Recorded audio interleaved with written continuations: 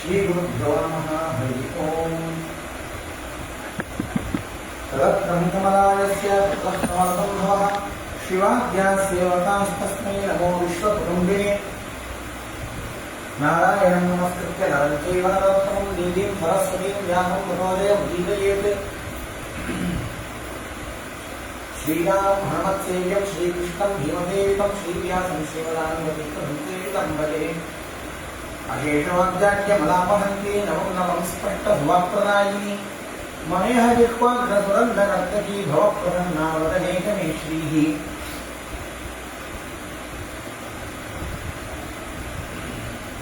प्रथमो हनुमान् नाम द्वितीयो भीमैव च कृतप्रज्ञस्तृतीयस्तु भगवत्कार्यसाधकः।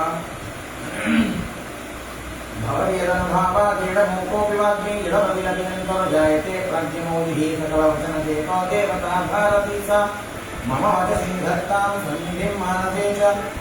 नमोऽस्तु तात्विका देवाः मृतभक्तिपरायणाः धर्ममार्गे प्रेरयन्तु भवन्तः सर्वे। श्रुतिक्षीराभिमामध्य धीमन्तरभीकृता प्राप्ता न्यायविधानेन सन्तेन्द्रमहं भजे। प्रणवत्कामधेयं च भजत्सुरगरोपमं श्रीभावबोधचत्वारचिन्तामणिमुपास्महे। मोकोऽपि यत्प्रसादेन पुण्यशयनायते राजराजायते रिक्तो अर्धवेन्द्रं त्वाश्रये सत्यधीरग्राह्योत्सः ज्ञानवैराग्यसागरः सत्यज्ञानाख्यकरणैः स्वान्तध्वान्तमेन्द्रोः प्रत्याभिज्ञकराब्दोत्थान् पञ्चाशद्वर्षपूजनां सत्यक्रमोपतीर्थाभ्यां नवमी न्यायसुधार्थान् आपादमौलिपर्यन्तं गुरूणामाकृतं स्मरेत् तेन विघ्नाः प्रणश्यन्ति सिद्ध्यन्तिमनोरथाः। बुधैरपि सुदुर्बोधे ग्रन्थे यन्ममदाहकं तत्पादयन्ति पुनः गुरुपादरजत्कणाः। लौकिकालौकिकफललक्षणां तदोहीं गुरुवनग्रहरूपान्तां रामदेवमुपास्महे। स्वस्तिस्तु सदामशेषधर्मङ्गलानि भवन्तु। ಶ್ರೀಕೃಷ್ಣ ಪರಮಾತ್ಮ ಸಾಂದೀಪನ್ಯಾಚಾರ್ಯರಲ್ಲಿ ಗುರುಕುಲವಾಸವನ್ನು ಮುಗಿಸಿ ಗುರುದಕ್ಷಿಣಾ ರೂಪವಾಗಿ ತನ್ನ ಮಗನನ್ನು ಮತ್ತೆ ಪಂಚಜನ ಎಂಬುವಂತಹ ದೈತ್ಯರನ್ನು ಸಂಹಾರ ಮಾಡಿ ಪಾಂಚಜನ್ಯಂತ್ರ ಪರಸ್ಪರವಾಗಿ ಆ ಮಗನನ್ನು ಕರೆದುಕೊಂಡ್ಬಂದು ಆ ಮಗನನ್ನು ಗುರುದಕ್ಷಿಣಾ ರೂಪದಲ್ಲಿ ಒಪ್ಪಿಸಿದ್ದಾನೆ ಇತ್ಯಾದಿಯಾದಂತಹ ವೃತ್ತಾಂತವನ್ನು ಹೇಳಿ ಇದಾದ ಮೇಲೆ ಆ ಯಾವ ಬಲರಾಮ ಹಾಗೂ ಕೃಷ್ಣ ಇವರಿಬ್ಬರು ವಿಶೇಷವಾಗಿ ನಾನಾ ವಿಧವಾಗಿ ಬರುವಂತಹ ಹಿಂಸೆಗಳು ಇವರು ಯಾರು ಜರಾಸಂಧಾದಿಗಳು ಹಿಂಸೆ ಮಾಡ್ತಾ ಇದ್ದಾರೆ. ಆ ದೇಶದ ಮೇಲೆ ಮಥುರಾ ಪಟ್ಟಣದ ಮೇಲೆ ಏನೇ ತೊಂದರೆಯನ್ನು ಕೊಡ್ತಾ ಇದ್ದಾರೆ ಅದೆಲ್ಲವನ್ನೂ ಕೂಡ ಪರಿಹಾರ ಮಾಡತಕ್ಕಂಥವರಾಗಿ ಎಲ್ಲ ವಿಧವಾದಂತಹ ಯುದ್ಧದಲ್ಲಿ ಅವರನ್ನು ಅನೇಕ ಬಾರಿ ಪರಾಜಿತಗೊಳಿಸ್ತಾ ಇರುವಂತಹ ಆ ರಾಮಕೃಷ್ಣರು ಒಮ್ಮೆ ಗೋಮಂತ ಪರ್ವತಕ್ಕೆ ಹೋಗಿದ್ದಾರೆ. ಹೋಗುವ ಸಂದರ್ಭವೂ ಇಂಥದ್ದೇ ಇದೆ. ಮತ್ತೆ ಜರಾಸಂಧ ಬಂದಿದ್ದ ದೊಡ್ಡದಾದಂತಹ 21 ಅಶ್ವನಿ ಸೈನ್ಯವನ್ನು ತೆಗೆದುಕೊಂಡು ಬಂದಿದ್ದಾನೆ. ಆ 21 ಅಶ್ವನಿ ಸೈನ್ಯವನ್ನು ಭಸ್ತವನ್ನಾಗಿ ಮಾಡ್ತಾ ಬಂದರು. ಈ ಕಡೆ ಬಂದರು ಯಾವ ಗೋಮಂತ ಪರ್ವತಕ್ಕೆ ಬಂದಿದ್ದಾರೆ. ಇವರೆಲ್ಲ ಸೇರಿಕೊಂಡು ಸಾಲ್ವ ಜರಾಸಂಧ ಎಲ್ಲರೂ ಸೇರಿಕೊಂಡಿದ್ದಾರೆ. ಕೃಷ್ಣ ಬಲರಾಮರು ಬೆಟ್ಟವನ್ನು ಹತ್ತಿದ್ದಾರೆ ಎಂದು ಗೊತ್ತಾಯಿತು. ಇವರು ಎಲ್ಲರೂ ಸೇರಿಕೊಂಡು ಆ ಬೆಟ್ಟಕ್ಕೆ ಬೆಂಕಿಯನ್ನು ಹಚ್ಚಿದ್ದಾರೆ. ಸೇನಾಯ ದಕ್ಷಕಾಯ ಸ್ವಾಮಿ ಒಟ್ಟಿಗೆ ಬಲರಾಮರನ್ನು ಸಂಹಾರ ಮಾಡೋಣ ಅಂತ ಬೆಂಕಿಯನ್ನು ಹಚ್ಚುವಂತಹ ಒಂದು ಕಾರ್ಯವನ್ನು ಮಾಡಿದ್ದಾರೆ. ಬಹಳ ಅತಿ ಸರ್ವೋಚ್ಚವಾದಂತಹ ಪಾಪಕರವಾದಂತಹ ಕಾರ್ಯ. ನಾನೇ ದೇವರು ಅಂತ ತಿಳ್ಕೊಬೋದು, ದೇವರನ್ನೇ ಕೊಲ್ತೇನೆ ಅಂತ ತಿಳ್ಕೊಬೋದು, ಅವನು ನನ್ನಂತೆ ಸಾಮಾನ್ಯ ಒಬ್ಬ ಮಾನವ ಅಂತ ತಿಳ್ಕೊಬೋದು. ಇವೆಲ್ಲ ಆ ಪಾಪದಲ್ಲಿಯೇ ಸರ್ವೋಚ್ಚವಾದಂತಹ ಪಾಪ. ಆ ಭಾವನೆ ಅತ್ಯಂತ ಘೋರತಮವಾದಂತಹ ತಮಸ್ಸನ್ನು ಕೊಡ್ತಕ್ಕಂಥದ್ದು. ಹಾಗಾಗಿ ಯಾವ ಗೋಮಂತ ಪರ್ವತದಲ್ಲಿ ಯಾವ ಅಗ್ನಿ ಪ್ರಜ್ವಲಿತವನ್ನಾಗಿ ಮಾಡ್ತಾ ಇರುವಾಗ ಅಶ್ಮಯಂತ್ರಾಣಿ ಯುಜ್ಯಂತ ಕ್ಷೇಪಣೀಯಾಶ್ಚ ಮುದ್ಗರಾಹ ಊರ್ಧ್ವಂತ್ಯಾಗಿ ಪ್ರವಾಚ್ಯಂತ ರಾಸಾವೈ ಕೊಮರಾಣಿ ಚ. ಇಲ್ಲಿಂದ ಎಲ್ಲ ವಿಧವಾದಂತಹ ರೀತಿಯಲ್ಲಿ ಯಾವುದೇ ವಿಧವಾದಂತಹ ವಿಚಾರವೂ ಬೇಡ. ಎಲ್ಲ ಆಯುಧಗಳನ್ನು ಹಾಕಿ ಅವರು ಒಳಗೆ ಕೆಳಗೆ ಇಳಿದು ಬರದಂತೆ ಅವರನ್ನು ಕಲಿಯಿರಿ. ಅಷ್ಟರಲ್ಲಿ ಬೆಂಕಿಯನ್ನು ಹಚ್ಚಲಿ ಅಂತ ಬೆಂಕಿಯನ್ನು ಹಚ್ಚಿದ್ದಾರೆ.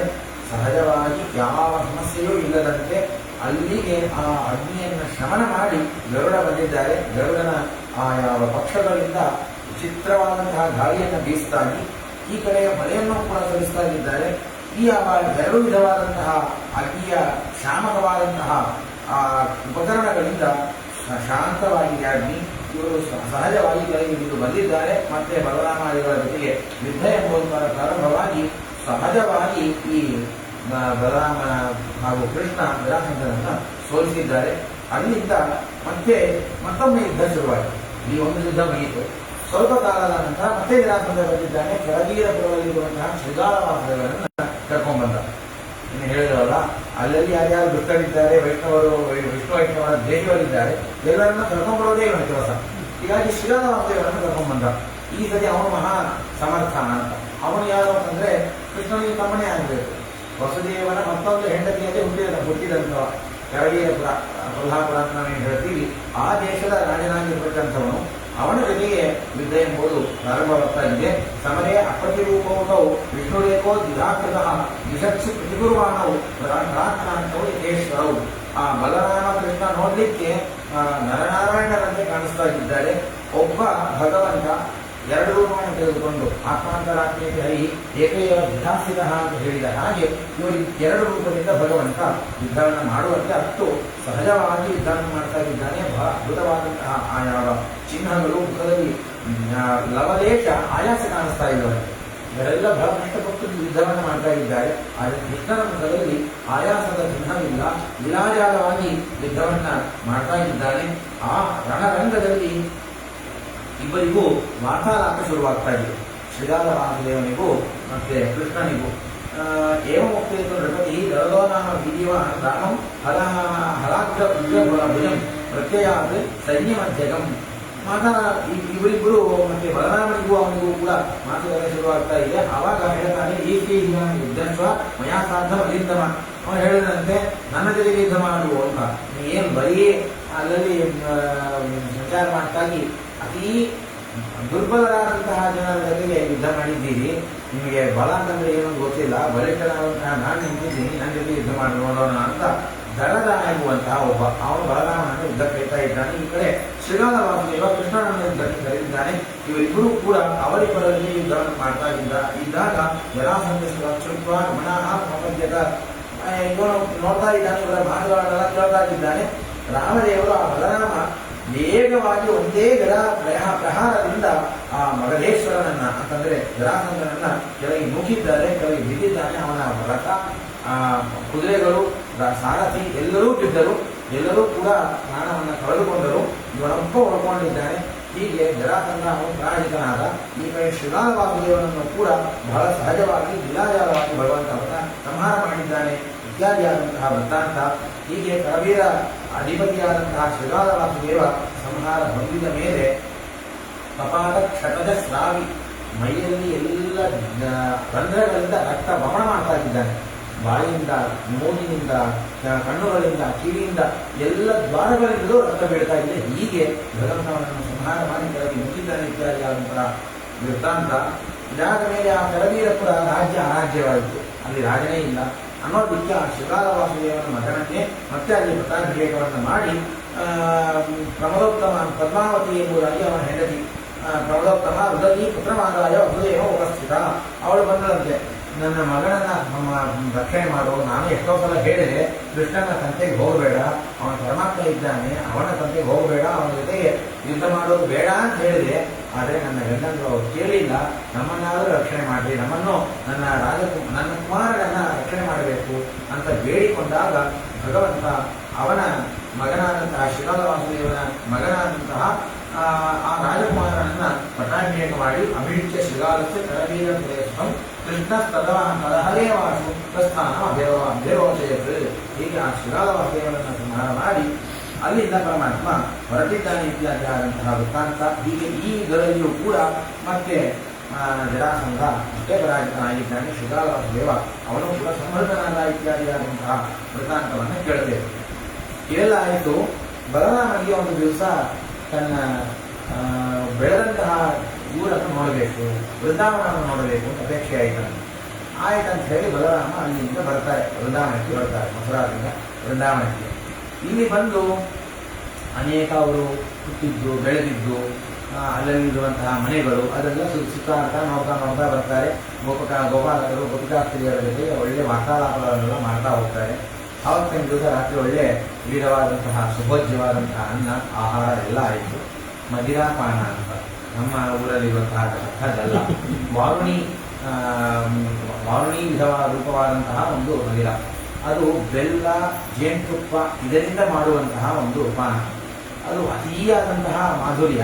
ಅದನ್ನು ಕುಡಿದ್ರೆ ತಲೆಯೆಲ್ಲ ಸುತ್ತೋದಕ್ಕೆ ಶುರುವಾಗುತ್ತದೆ. ಅಂತಹದೊಂದು ವಿಚಿತ್ರವಾದಂಥದ್ದು. ಇದು ಭಾಗವತದಲ್ಲಿ ಬರುವಂತಹ ಕಥೆ. ಹೀಗಾಗಿ ಅದನ್ನು ಪಾನ ಮಾಡಿದ್ದಾರೆ ಬಲರಾಮರು. ಅದನ್ನು ಪಾನ ಮಾಡಿದ ಮೇಲೆ ಮಧುರಾಯ ಪ್ರವೇಶಶ್ಚ ಕಾರ್ತವೀರ್ಯಸ್ಯ ಸುರತ್ಮೈ ವಸುಧಾ ಇವರೆಲ್ಲ ಅನೇಕರು ಸ್ತೋತ್ರ ಮಾಡ್ತಾ ಇದ್ದಾರೆ. ಬಲರಾಮನನ್ನು ಯಥಾಗಿವಾಸ ಮಾಡಿದ್ದೀವಿ ಹಾಗೆ ಹೀಗೆ ಎಲ್ಲ ಹೇಳಿ ಇದೆಲ್ಲ ಆದ ಮೇಲೆ ರಾಮಸ್ಥ ಯಮುನಾಮಾಹ ಆಯಾವ ಪರಿಸ್ಥಿತಿಯಲ್ಲಿ ಆ ಅವಸ್ಥೆಯಲ್ಲಿ ಬಲರಾಮ ಯಮುನಾದೇವಿಯನ್ನು ಮಾತಾಡಲಿಕ್ಕೆ ಶುರು ಮಾಡಿದ್ದಾರೆ. ರಾಮಸ್ತು ಯಮುನಾಮಾಹ ಸ್ನಾತುವಿಚ್ಛೇ ಮಹಾನದಿ. ಹೇ ಯಮುನೆ, ನಿನ್ನಲ್ಲಿ ಸ್ನಾನ ಮಾಡಬೇಕು ಅಪೇಕ್ಷೆ, ಇಲ್ಲಿಂದ ಅಷ್ಟು ದೂರ ಬರೋದಕ್ಕೆ ನನಗೆ ಯಾಕೋ ಬೇಸರ ಆಗ್ತಾ ಇದೆ, ನೀನೇ ಇಲ್ಲಿ ಬಾ ಅಂತ ಹೇಳಿ ಯಮುನೆಯನ್ನ ಕರೆದಿದ್ದಾರೆ ಬಲರಾಮರು. ಏಹಿಮಾ ಮಹಿಳಚ್ಛತ್ವಂ ರೂಪಿಣಿ ಸಾಗರ ಸಂಗಮೇ. ಹೀಗಾಗಿ ಸಾಗರ ಸಂಗಮಕ್ಕೆ ಹೋಗ್ತಾಗಿದ್ದಿ, ಇಲ್ಲಿ ಬಂದು ಹೋಗು ಅಂತ ಹೇಳಿ ಬಲರಾಮದೇವರು ಆಜ್ಞೆ ಮಾಡಿದ್ದಾರೆ.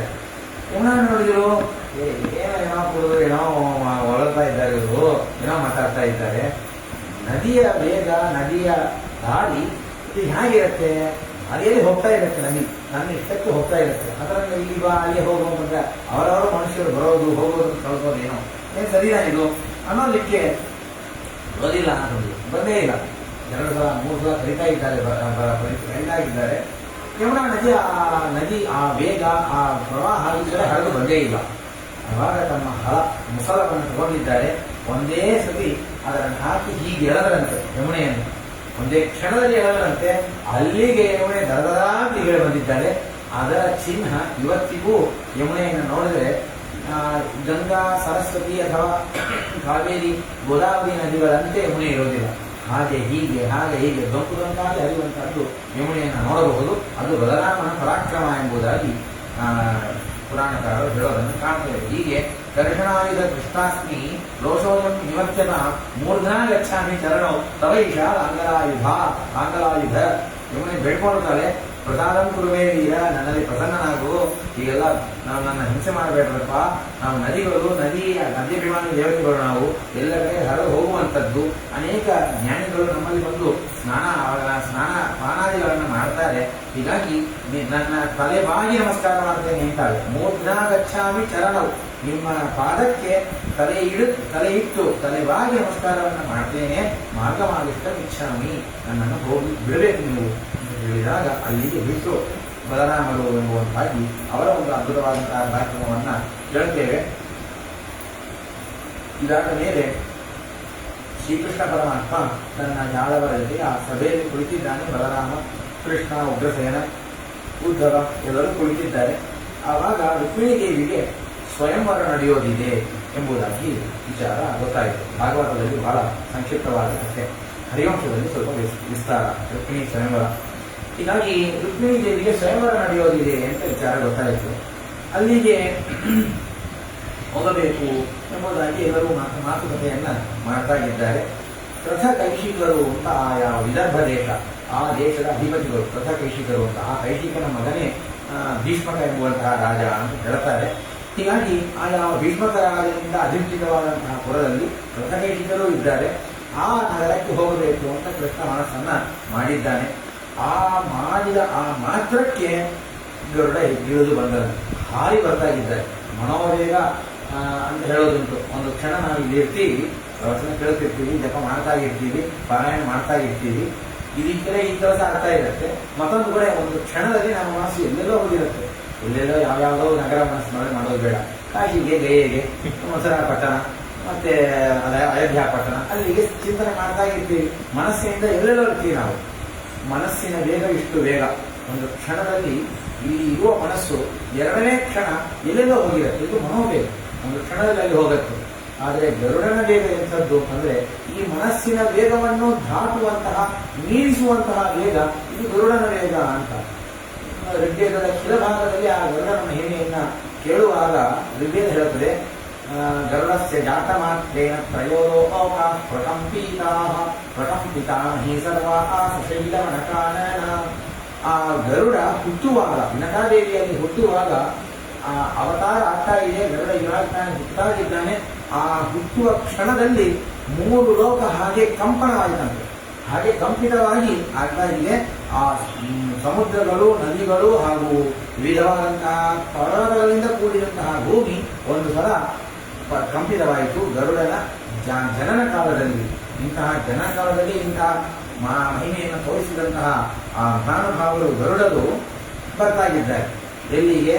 ಮಥುರಾ ಪಟ್ಟಣಕ್ಕೆ ಕೃಷ್ಣನನ್ನು ದರ್ಶನ ಮಾಡೋದಕ್ಕೆ ಅಂತ ಬರ್ತಾಗಿರುವಾಗ ರೆಕ್ಕೆ ಹೊಡಿತಲ್ಲ, ರೆಕ್ಕೆ ಹೊಡೆದು ಅವರು ಹಾರಿ ಬರಬೇಕು. ಆ ಹಾರಿ ಬರುವ ಆ ವೇಗಕ್ಕೆ, ಆ ಗಾಳಿ ಬೀಸೋದಕ್ಕೆ ಒಂದು ಭೂಕಂಪ ಬಂದಂಗಾಯ್ತಂತೆ. ಆ ಚಿತ್ರವಾದಂತಹ ವರ್ಚಸ್ಸು, ಅವರ ಒಂದು ಪರಾಕ್ರಮ. ಪಕ್ಷವಾದಿಯ ಕಿವಿ ಚಾಲಯಂತಂ ಹೊರಮುಹು, ಭೂಮಿಯೇ ಚಲನವಾಗ್ತಾ ಇದೆ. ಹೀಗೆ ಗರುಡ ಬರ್ತಾಗಿದ್ದಾರೆ. ತ್ರಾಸಂ ದೈತ್ಯ ಸಂಘಾನಾಂ ವಾಹನಂ ಧ್ವಜಲಕ್ಷಣಂ.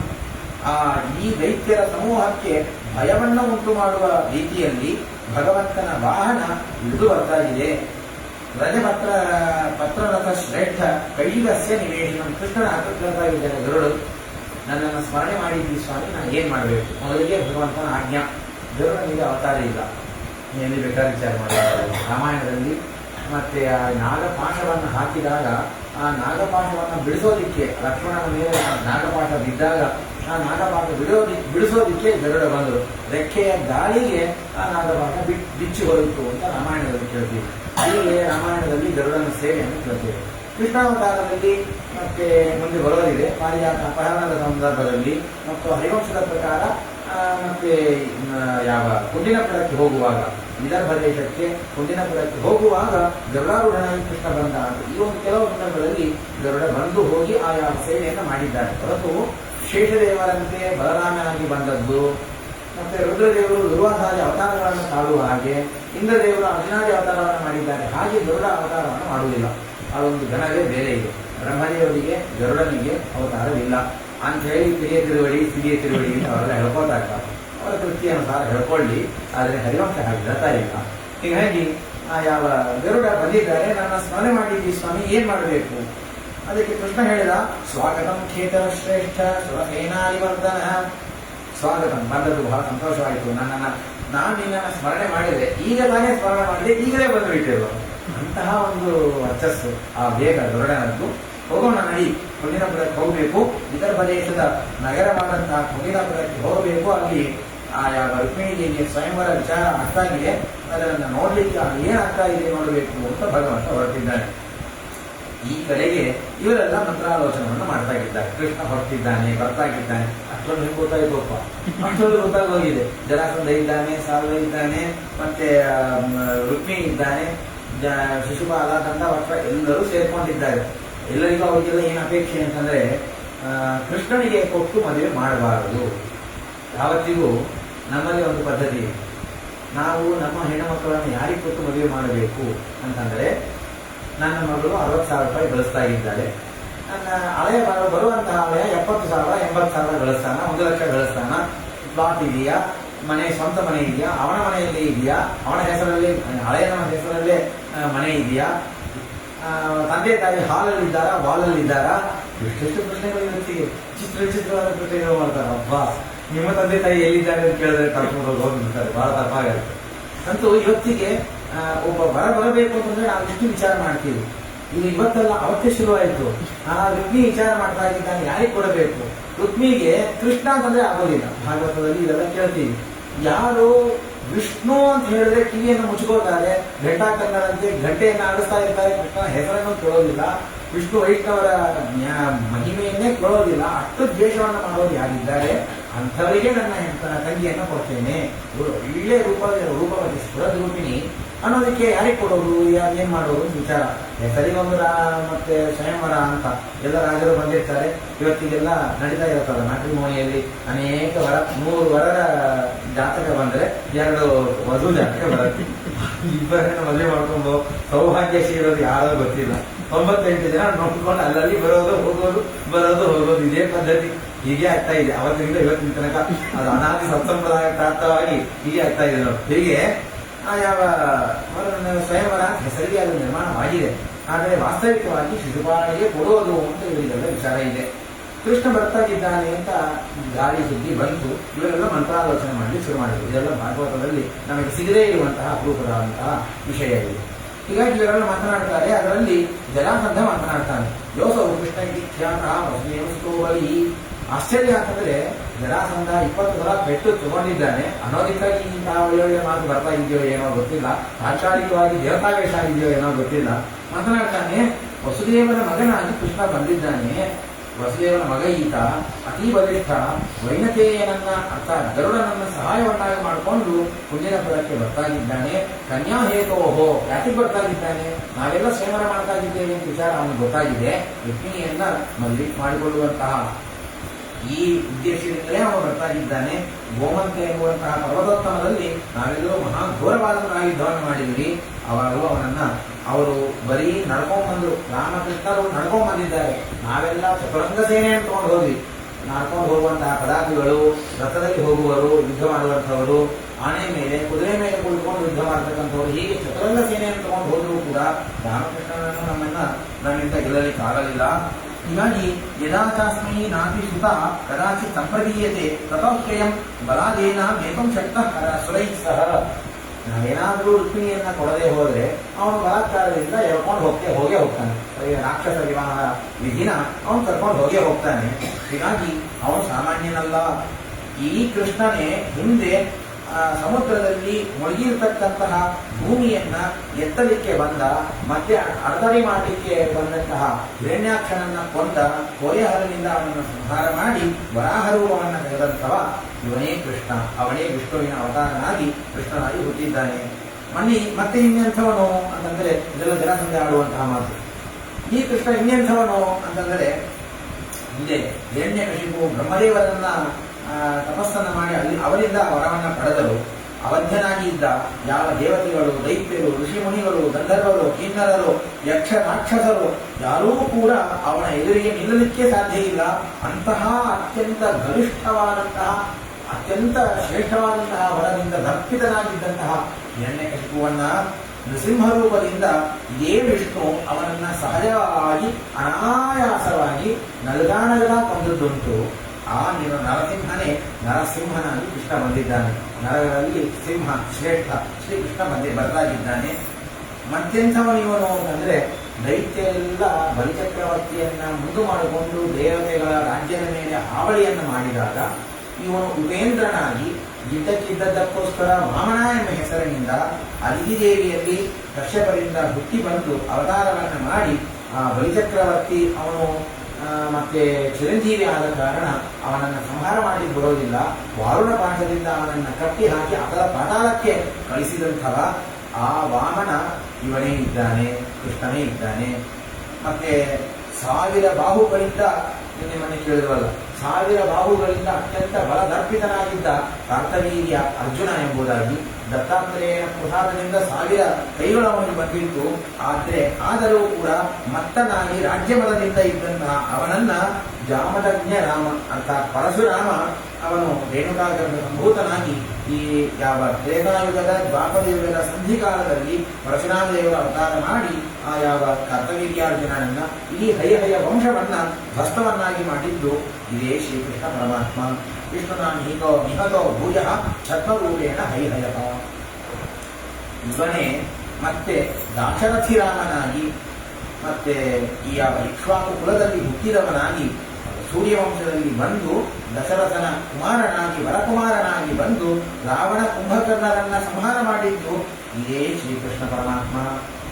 ಕಾಲನೇಮಿಯನ್ನು ಸಂಹಾರ ಮಾಡೋದಿಕ್ಕೆ ಅಷ್ಟಬಾಹುವಾಗಿ ಇದ್ದು ಗರುಡಾರೂಢನಾಗಿ ಬಂದು ಆ ದೈತ್ಯನಾದಂತಹ ಕಾಲನೇಮಿಯನ್ನ ಸಂಹಾರ ಮಾಡಿದ್ದು ಇವನೇ ಇದ್ದಾನೆ. ಅವನೇ ಆ ವಿಷ್ಣುವೇನೆ ಕೃಷ್ಣನಾಗಿ ಬಂದಿದ್ದಾನೆ. ಅವನು ಕೇಶಿಯನ್ನು ಸಂಹಾರ ಮಾಡಿದ್ದಾನೆ. ಯಮಲಾರ್ಜುನರನ್ನ ಮತ್ತೆ ಅವರ ಶಾಪದಿಂದ ಮುಕ್ತಗೊಳಿಸಿದ್ದಾನೆ. ಕೋಲಯಾಪೀಡ ಎನ್ನುವಂತಹ ಆ ಆನೆಯನ್ನು ಸಂಹಾರ ಮಾಡಿದ್ದಾನೆ. ಚಾಣೂರ ಮುಟ್ಟಿಕರನ್ನು ಸಂಹಾರ ಮಾಡಿದ್ದಾನೆ. ಬಲಿಷ್ಠನಾದಂತಹ ಕಂಸನನ್ನ ಸಂಹಾರ ಮಾಡಿದ್ದಾನೆ. ಗೋಪವೇಷದಿಂದ ಬಂದು ಮಾಡಿದಂತಹ ಅದ್ಭುತವಾದ ಅತಿ ವಿಚಿತ್ರವಾದಂತಹ ಕಾರ್ಯ ಇವೆಲ್ಲ. ತಮ್ಮನ್ನೇ ಕೇಶವಂ ವಿಷ್ಣುಂ ಸುರಾಜ್ಯಂ ಅಸುರಾಂತಕಂ. ಕೃಷ್ಣನ ಸಾಮಾನ್ಯ ತಿಳ್ಕೊಬೇಡ್ರಿ. ಅಸುರರಿಗೆಲ್ಲ ಅಂತಕನಾದವನು ಮೃತ್ಯುವಾಗಿರ್ತಕ್ಕಂತಹ ದೇವತಾಶ್ರೇಷ್ಠನಾದಂತಹ ವಿಷ್ಣುವೇನೇ ಕೃಷ್ಣ ಇವನು. ನಾರಾಯಣಂ ಜಗದ್ಯೋನಿಂ ಪುರಾಣಂ ಪುರುಷಂ ಧ್ರುವಂ ಸ್ರಷ್ಟಾರಂ ಸರ್ವಭೂತಾನಾಂ ವ್ಯಕ್ತಾವ್ಯಕ್ತಂ ಸನಾತನಂ. ಬಹಳ ಸಹಜವಾದ ವಿಷಯಗಳು. ಈಗ ಇದನ್ನು ವಿವರಣೆ ಮಾಡಿ ಹೋಗೋದಿಲ್ಲ. ಹೀಗಾಗಿ ಇಂತಹ ತ್ರಿವಿಕ್ರಮ, ಇಂತಹ ಪರಾಕ್ರಮಶೀಲ ಕಥಮನ್ಯಸ್ಯ ವಾಕ್ಯಸ್ಯ ದೃಢೋವಾಹನಂ ಭವೇತ್. ಅಂಥವ ಕೃಷ್ಣ. ಯಾವ ಒಬ್ಬ ಸಾಮಾನ್ಯ ಯಾದವ, ಯದುಕುಲದಲ್ಲಿ ಬಂದವ, ಒಬ್ಬ ಕೊಲ್ಲ, ಹೀಗೆಲ್ಲ ತಿಳ್ಕೋಬೇಡ್ರಿ. ಸಾಮಾನ್ಯ ಒಬ್ಬ ಮನುಷ್ಯನೇ ಆಗಿದ್ದರೆ ಗರುಡ ಅವನಿಗೆ ವಾಹನ ಆಗಲಿಕ್ಕೆ ಸಾಧ್ಯವೇ ಇಲ್ಲ. ಗರುಡ ವಾಹನನಾಗಿ ಇವನು ಬಂದಿದ್ದಾನೆ ಅಂದ ಮೇಲೆ ಇವನು ಸಾಮಾನ್ಯ ಒಬ್ಬ ಮನುಷ್ಯ ಅಂತ ತಿಳ್ಕೋಬೇಡ್ರಿ. ಹತ್ತಾರು ಸಲ ಪೆಟ್ಟು ತಿಂದಂತಹ ನನಗೆ ಗೊತ್ತು ಇವನ ಪರಾಕ್ರಮ ಬಹಳ ಮೆಚ್ಚುಗೆಗೆ ಪಾತ್ರವಾಗಿರ್ತಕ್ಕಂಥದ್ದು.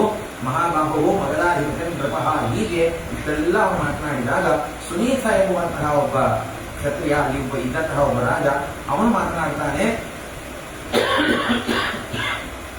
ಹೌದು ನೀವು ಹೇಳ್ತಾ ಇರೋದು ಅತ್ಯಂತ ಸತ್ಯವಾದಂತಹ ಮಾತು. ಅವನು ಸಾಕ್ಷಾತ್ ಶ್ರೀಹರಿ, ಸಾಕ್ಷಾತ್ ಭಗವಂತನ ಅವತಾರ ಕೃಷ್ಣ. ಅವನನ್ನ ನಾವು ಎದುರು ಹಾಕೊಳ್ಳೋದು ಬೇಡ. ಈ ಸಂದರ್ಭದಲ್ಲಿ, ಮದುವೆಯ ಸಂದರ್ಭದಲ್ಲಿ ಅವನನ್ನು ನಾವು ಯುದ್ಧವನ್ನ ಮಾಡಿ ಅವನನ್ನು ಎದುರು ಹಾಕೊಳ್ಳೋದು ಸರಿಯಾದದ್ದಲ್ಲ. ಅತ್ಯಂತ ಗರ್ಹಿತವಾದಂತಹ ಕಾರ್ಯ. ಇಂತಹ ಬಲಿಷ್ಠರನ್ನ ಸುಮ್ಮನೆ ನಾವು ಸೋಲ್ತೀವಿ ತಿಳ್ಕೊಂಡು ಯುದ್ಧಕ್ಕೆ ಹೋಗೋದು ಯಾವ ರೀತಿಯಿಂದಲೂ ಇದು ಬುದ್ಧಿವಂತಿಕೆಯ ಕಾರ್ಯವಲ್ಲ. ಹೀಗಾಗಿ ನಾವು ಬುದ್ಧಿವಂತಿಕೆಯಿಂದ ಇರೋಣ. ಅವನನ್ನು ಯುದ್ಧ ಮಾಡಿ ಗೆಲ್ಲೋದಿಕ್ಕೆ ಆಗೋದಿಲ್ಲ. ಅವನ ಜೊತೆಗೆ ಜಗಳಕ್ಕೆ ಹೋಗೋದು ಬೇಡ. ಯಥಾಗತ ವಯಂ ಸರ್ವೇ ಕೃಷ್ಣೋಪಿ ತಥಾಗತ. ನಾವೆಲ್ಲ ಹೇಗೆ ಬಂದಿದ್ದೀವೋ ಹಾಗೆ ಕೃಷ್ಣನು ಬಂದಿದ್ದಾನೆ. ಬರ್ತಾನೆ, ನೋಡ್ತಾನೆ, ಹೋಗ್ತಾನೆ. ನಾವು ಬರ್ತೀವಿ, ಹೋಗ್ತೀವಿ. ಇವಾಗಂತೂ ಈ ಕ್ಷಣದಲ್ಲಿ ಏನೋ ಇಲ್ಲೇನೋ ಆಗ್ತಾ ಇಲ್ಲ ಸ್ವಯಂವರ. ಹೀಗಾಗಿ ನಾವೆಲ್ಲ ಬಂದಿದ್ದೇವೆ, ಅವನು ಬರ್ತಾನೆ. ವನವಾಸೆ ಸ್ಥಿತವು ಈರವು ಕಂಸ ವ್ಯಾಮೋಹ ಹೇತುನ ದೇವರ್ಷಿ ವಚನಾದ ರಾಜನು ವೃಂದಾವನ ಕಥೆ ಸ್ಥಿತವು. ಸುಮ್ಮನೆ ಇದ್ದಿರ್ಬೋದು ಕಂಸ, ಅವನು ಮಾತ್ರ ವೃಂದಾವನದಲ್ಲಿ ಇರ್ತಿದ್ದ. ಯಾವುದೋ ಒಂದು ವನದಲ್ಲಿ ಆಕಳನ್ನ ಮೇಯಿಸಿಕೊಂಡು ದನ ಕಾಯೋನಾಗಿ ಇರ್ತಿದ್ದ ಕೃಷ್ಣ ರಾಮ ಇಬ್ಬರು. ಸುಮ್ಮನಿಲ್ಲದೆ ಕಂಸ ಅಲ್ಲಿಂದ ಅವನನ್ನ ಕರೆಸಿ ನಮ್ಮೆಲ್ಲರನ್ನೂ ಹಿಂಸೆ ಮಾಡಿದ್ದಾನೆ. ಹೀಗಾಗಿ ಕಂಸ ಸುಮ್ಮನೆ ಇದ್ದಿದ್ದರೆ ಅವನೂ ಉಳಿದಿದ್ದ. ಇಷ್ಟು ರಾಜರು ಇವತ್ತ್ಯಾರು ಕೃಷ್ಣನಿಂದ ಸಮೃದ್ಧರಾಗಿದ್ದಾರೆ ಅವರೆಲ್ಲರೂ ಉಳಿತಿದ್ರು. ಹೀಗಾಗಿ ಗುಂಪಿನಲ್ಲಿ ಒಬ್ಬ ತಪ್ಪು ಮಾಡಿದರೂ ಇಡೀ ಗುಂಪಿಗೆ ಅದು ತೊಂದರೆ ಆಗುತ್ತೆ. ಹೀಗಾಗಿ ಏಕಂ ಕೆಜೆ ತುಳಸ್ಯಾರ್ಥೆ ಈಗ ಈ ಕಾರಣದಿಂದಲೇ ಹೇಳುವಂಥದ್ದು. ಹೀಗಾಗಿ ನಾವು ಯಾರಾದರೂ ಒಂದು ತಪ್ಪು ಮಾಡಿದರೆ ನಾವು ಮಾಡಿದಂತಹ ತಪ್ಪಿಗೆ ನಮ್ಮ ಇಡೀ ಮನೆತನ ಖಾಂದಾನ ಅಂತ ಹೇಳ್ತಾರೆ, ನಮ್ಮ ವಂಶ ತೊಂದರೆ ಆಗುತ್ತೆ. ಗ್ರಾಮದಲ್ಲಿ ನಾನು ಮಹಾ ಅನರ್ಥವಾದರೆ ಅದಕ್ಕೆ ಕಾರಣ ಯಾರೋ ಒಬ್ಬ ಮಹಾ ಅನರ್ಥ ಮಾಡಿದ್ದಾನೆ, ಮಾಡಿದ್ದಾನೆ. ಹೀಗಾಗಿ ಸುನೀತ ಹೇಳ್ತಾನೆ, ಅವರಿಬ್ಬರು ಸುಮ್ಮನೆ ತಂಪಾಡಿ ತಾವಿದ್ರು. ಕಂಸ ಎಳ್ಕೊಂಡ್ ಬಂದ. ಹಾಗಾಗಿ ಕಂಸನೂ ಸತ್ತ. ಅವನ ಜೊತೆಗಾರರಾದಂತಹ ನಮ್ಮೆಲ್ಲರಿಗೂ ತೊಂದರೆ ಆಗ್ತಾ ಇದೆ. ಇವಾಗ ನಾವೇನಾದರೂ ಕೃಷ್ಣನನ್ನು ಎಳೆದರೆ ಮತ್ತೆ ಶುರು ಮಾಡಿದರೆ, ನಾವಾಗಿ ಜಗಳವನ್ನ ಹಚ್ಚಿದ್ರೆ, ಕಾಲು ಕೆರ್ಕೊಂಡು ಹೋಗಿ ಕರ್ಕೊಂಡು ಬಂದರೆ ಇನ್ನಿಷ್ಟು ಏನೇನಾಗುತ್ತೋ, ಯಾರ್ಯಾರು ಸಾಯ್ತಾರೋ ಅವರಿಗೆ ಗೊತ್ತಿಲ್ಲ. ಹೀಗಾಗಿ ನಾವು ಆ ಕಾರ್ಯವನ್ನು ಮಾಡೋದು ಬೇಡ. ಅಗ್ನಿಯನ್ನು ಹಚ್ಚಿದ್ರೆ ನಮಗೆ ತೊಂದರೆ. ಅರಣ್ಯದಲ್ಲಿ ಬೆಂಕಿಯನ್ನು ಹಚ್ಚಿದ್ರೆ ಅರಣ್ಯವನ್ನು ಸುಡೋದು ಮಾತ್ರ ಅಲ್ಲ, ನಾವು ಸುಟ್ಟೋಗ್ತೀವಿ. ಹಾಗಾಗಿ ಕೃಷ್ಣ ದಾವಾಗ್ನಿಯಂತೆ ಅಂತಂದ್ರೆ ಆ ಅರಣ್ಯದಲ್ಲಿ ಆಗುವಂತಹ ಬೆಂಕಿಯಂತೆ ಅವನ ಜೊತೆಗೆ ಅವನ ತಂಟೆಗೆ ಹೋಗೋದು ಬೇಡ. ಕರವೀರೇಶ್ವರ ಶೂರ ಶೃಗಾಲ ಚಿತ್ರಯೋಧಿನ, ಅತ್ಯಂತ ಬಲಿಷ್ಠನಾದಂಥವನು. ಕರವೀರ ಪುರಕ್ಕೆ ಅಧಿಪತಿಯಾದಂತಹ ಶೃಗಾಲ ವಾಸುದೇವ, ಅವನು ಕೂಡ ಪ್ರಾಣವನ್ನ ಕಳೆದುಕೊಂಡಿದ್ದಾನೆ. ಹೀಗಾಗಿ ಕ್ಷಣೇನ ಭಕ್ತದ ನೀತಃ ಕೇಶವೇನ ಬಲೀಯಸ, ಒಂದು ಕ್ಷಣದಲ್ಲಿ ಅವನು ತನ್ನ ಪ್ರಾಣವನ್ನ ಕಳ್ಕೊಂಡಿದ್ದಾನೆ.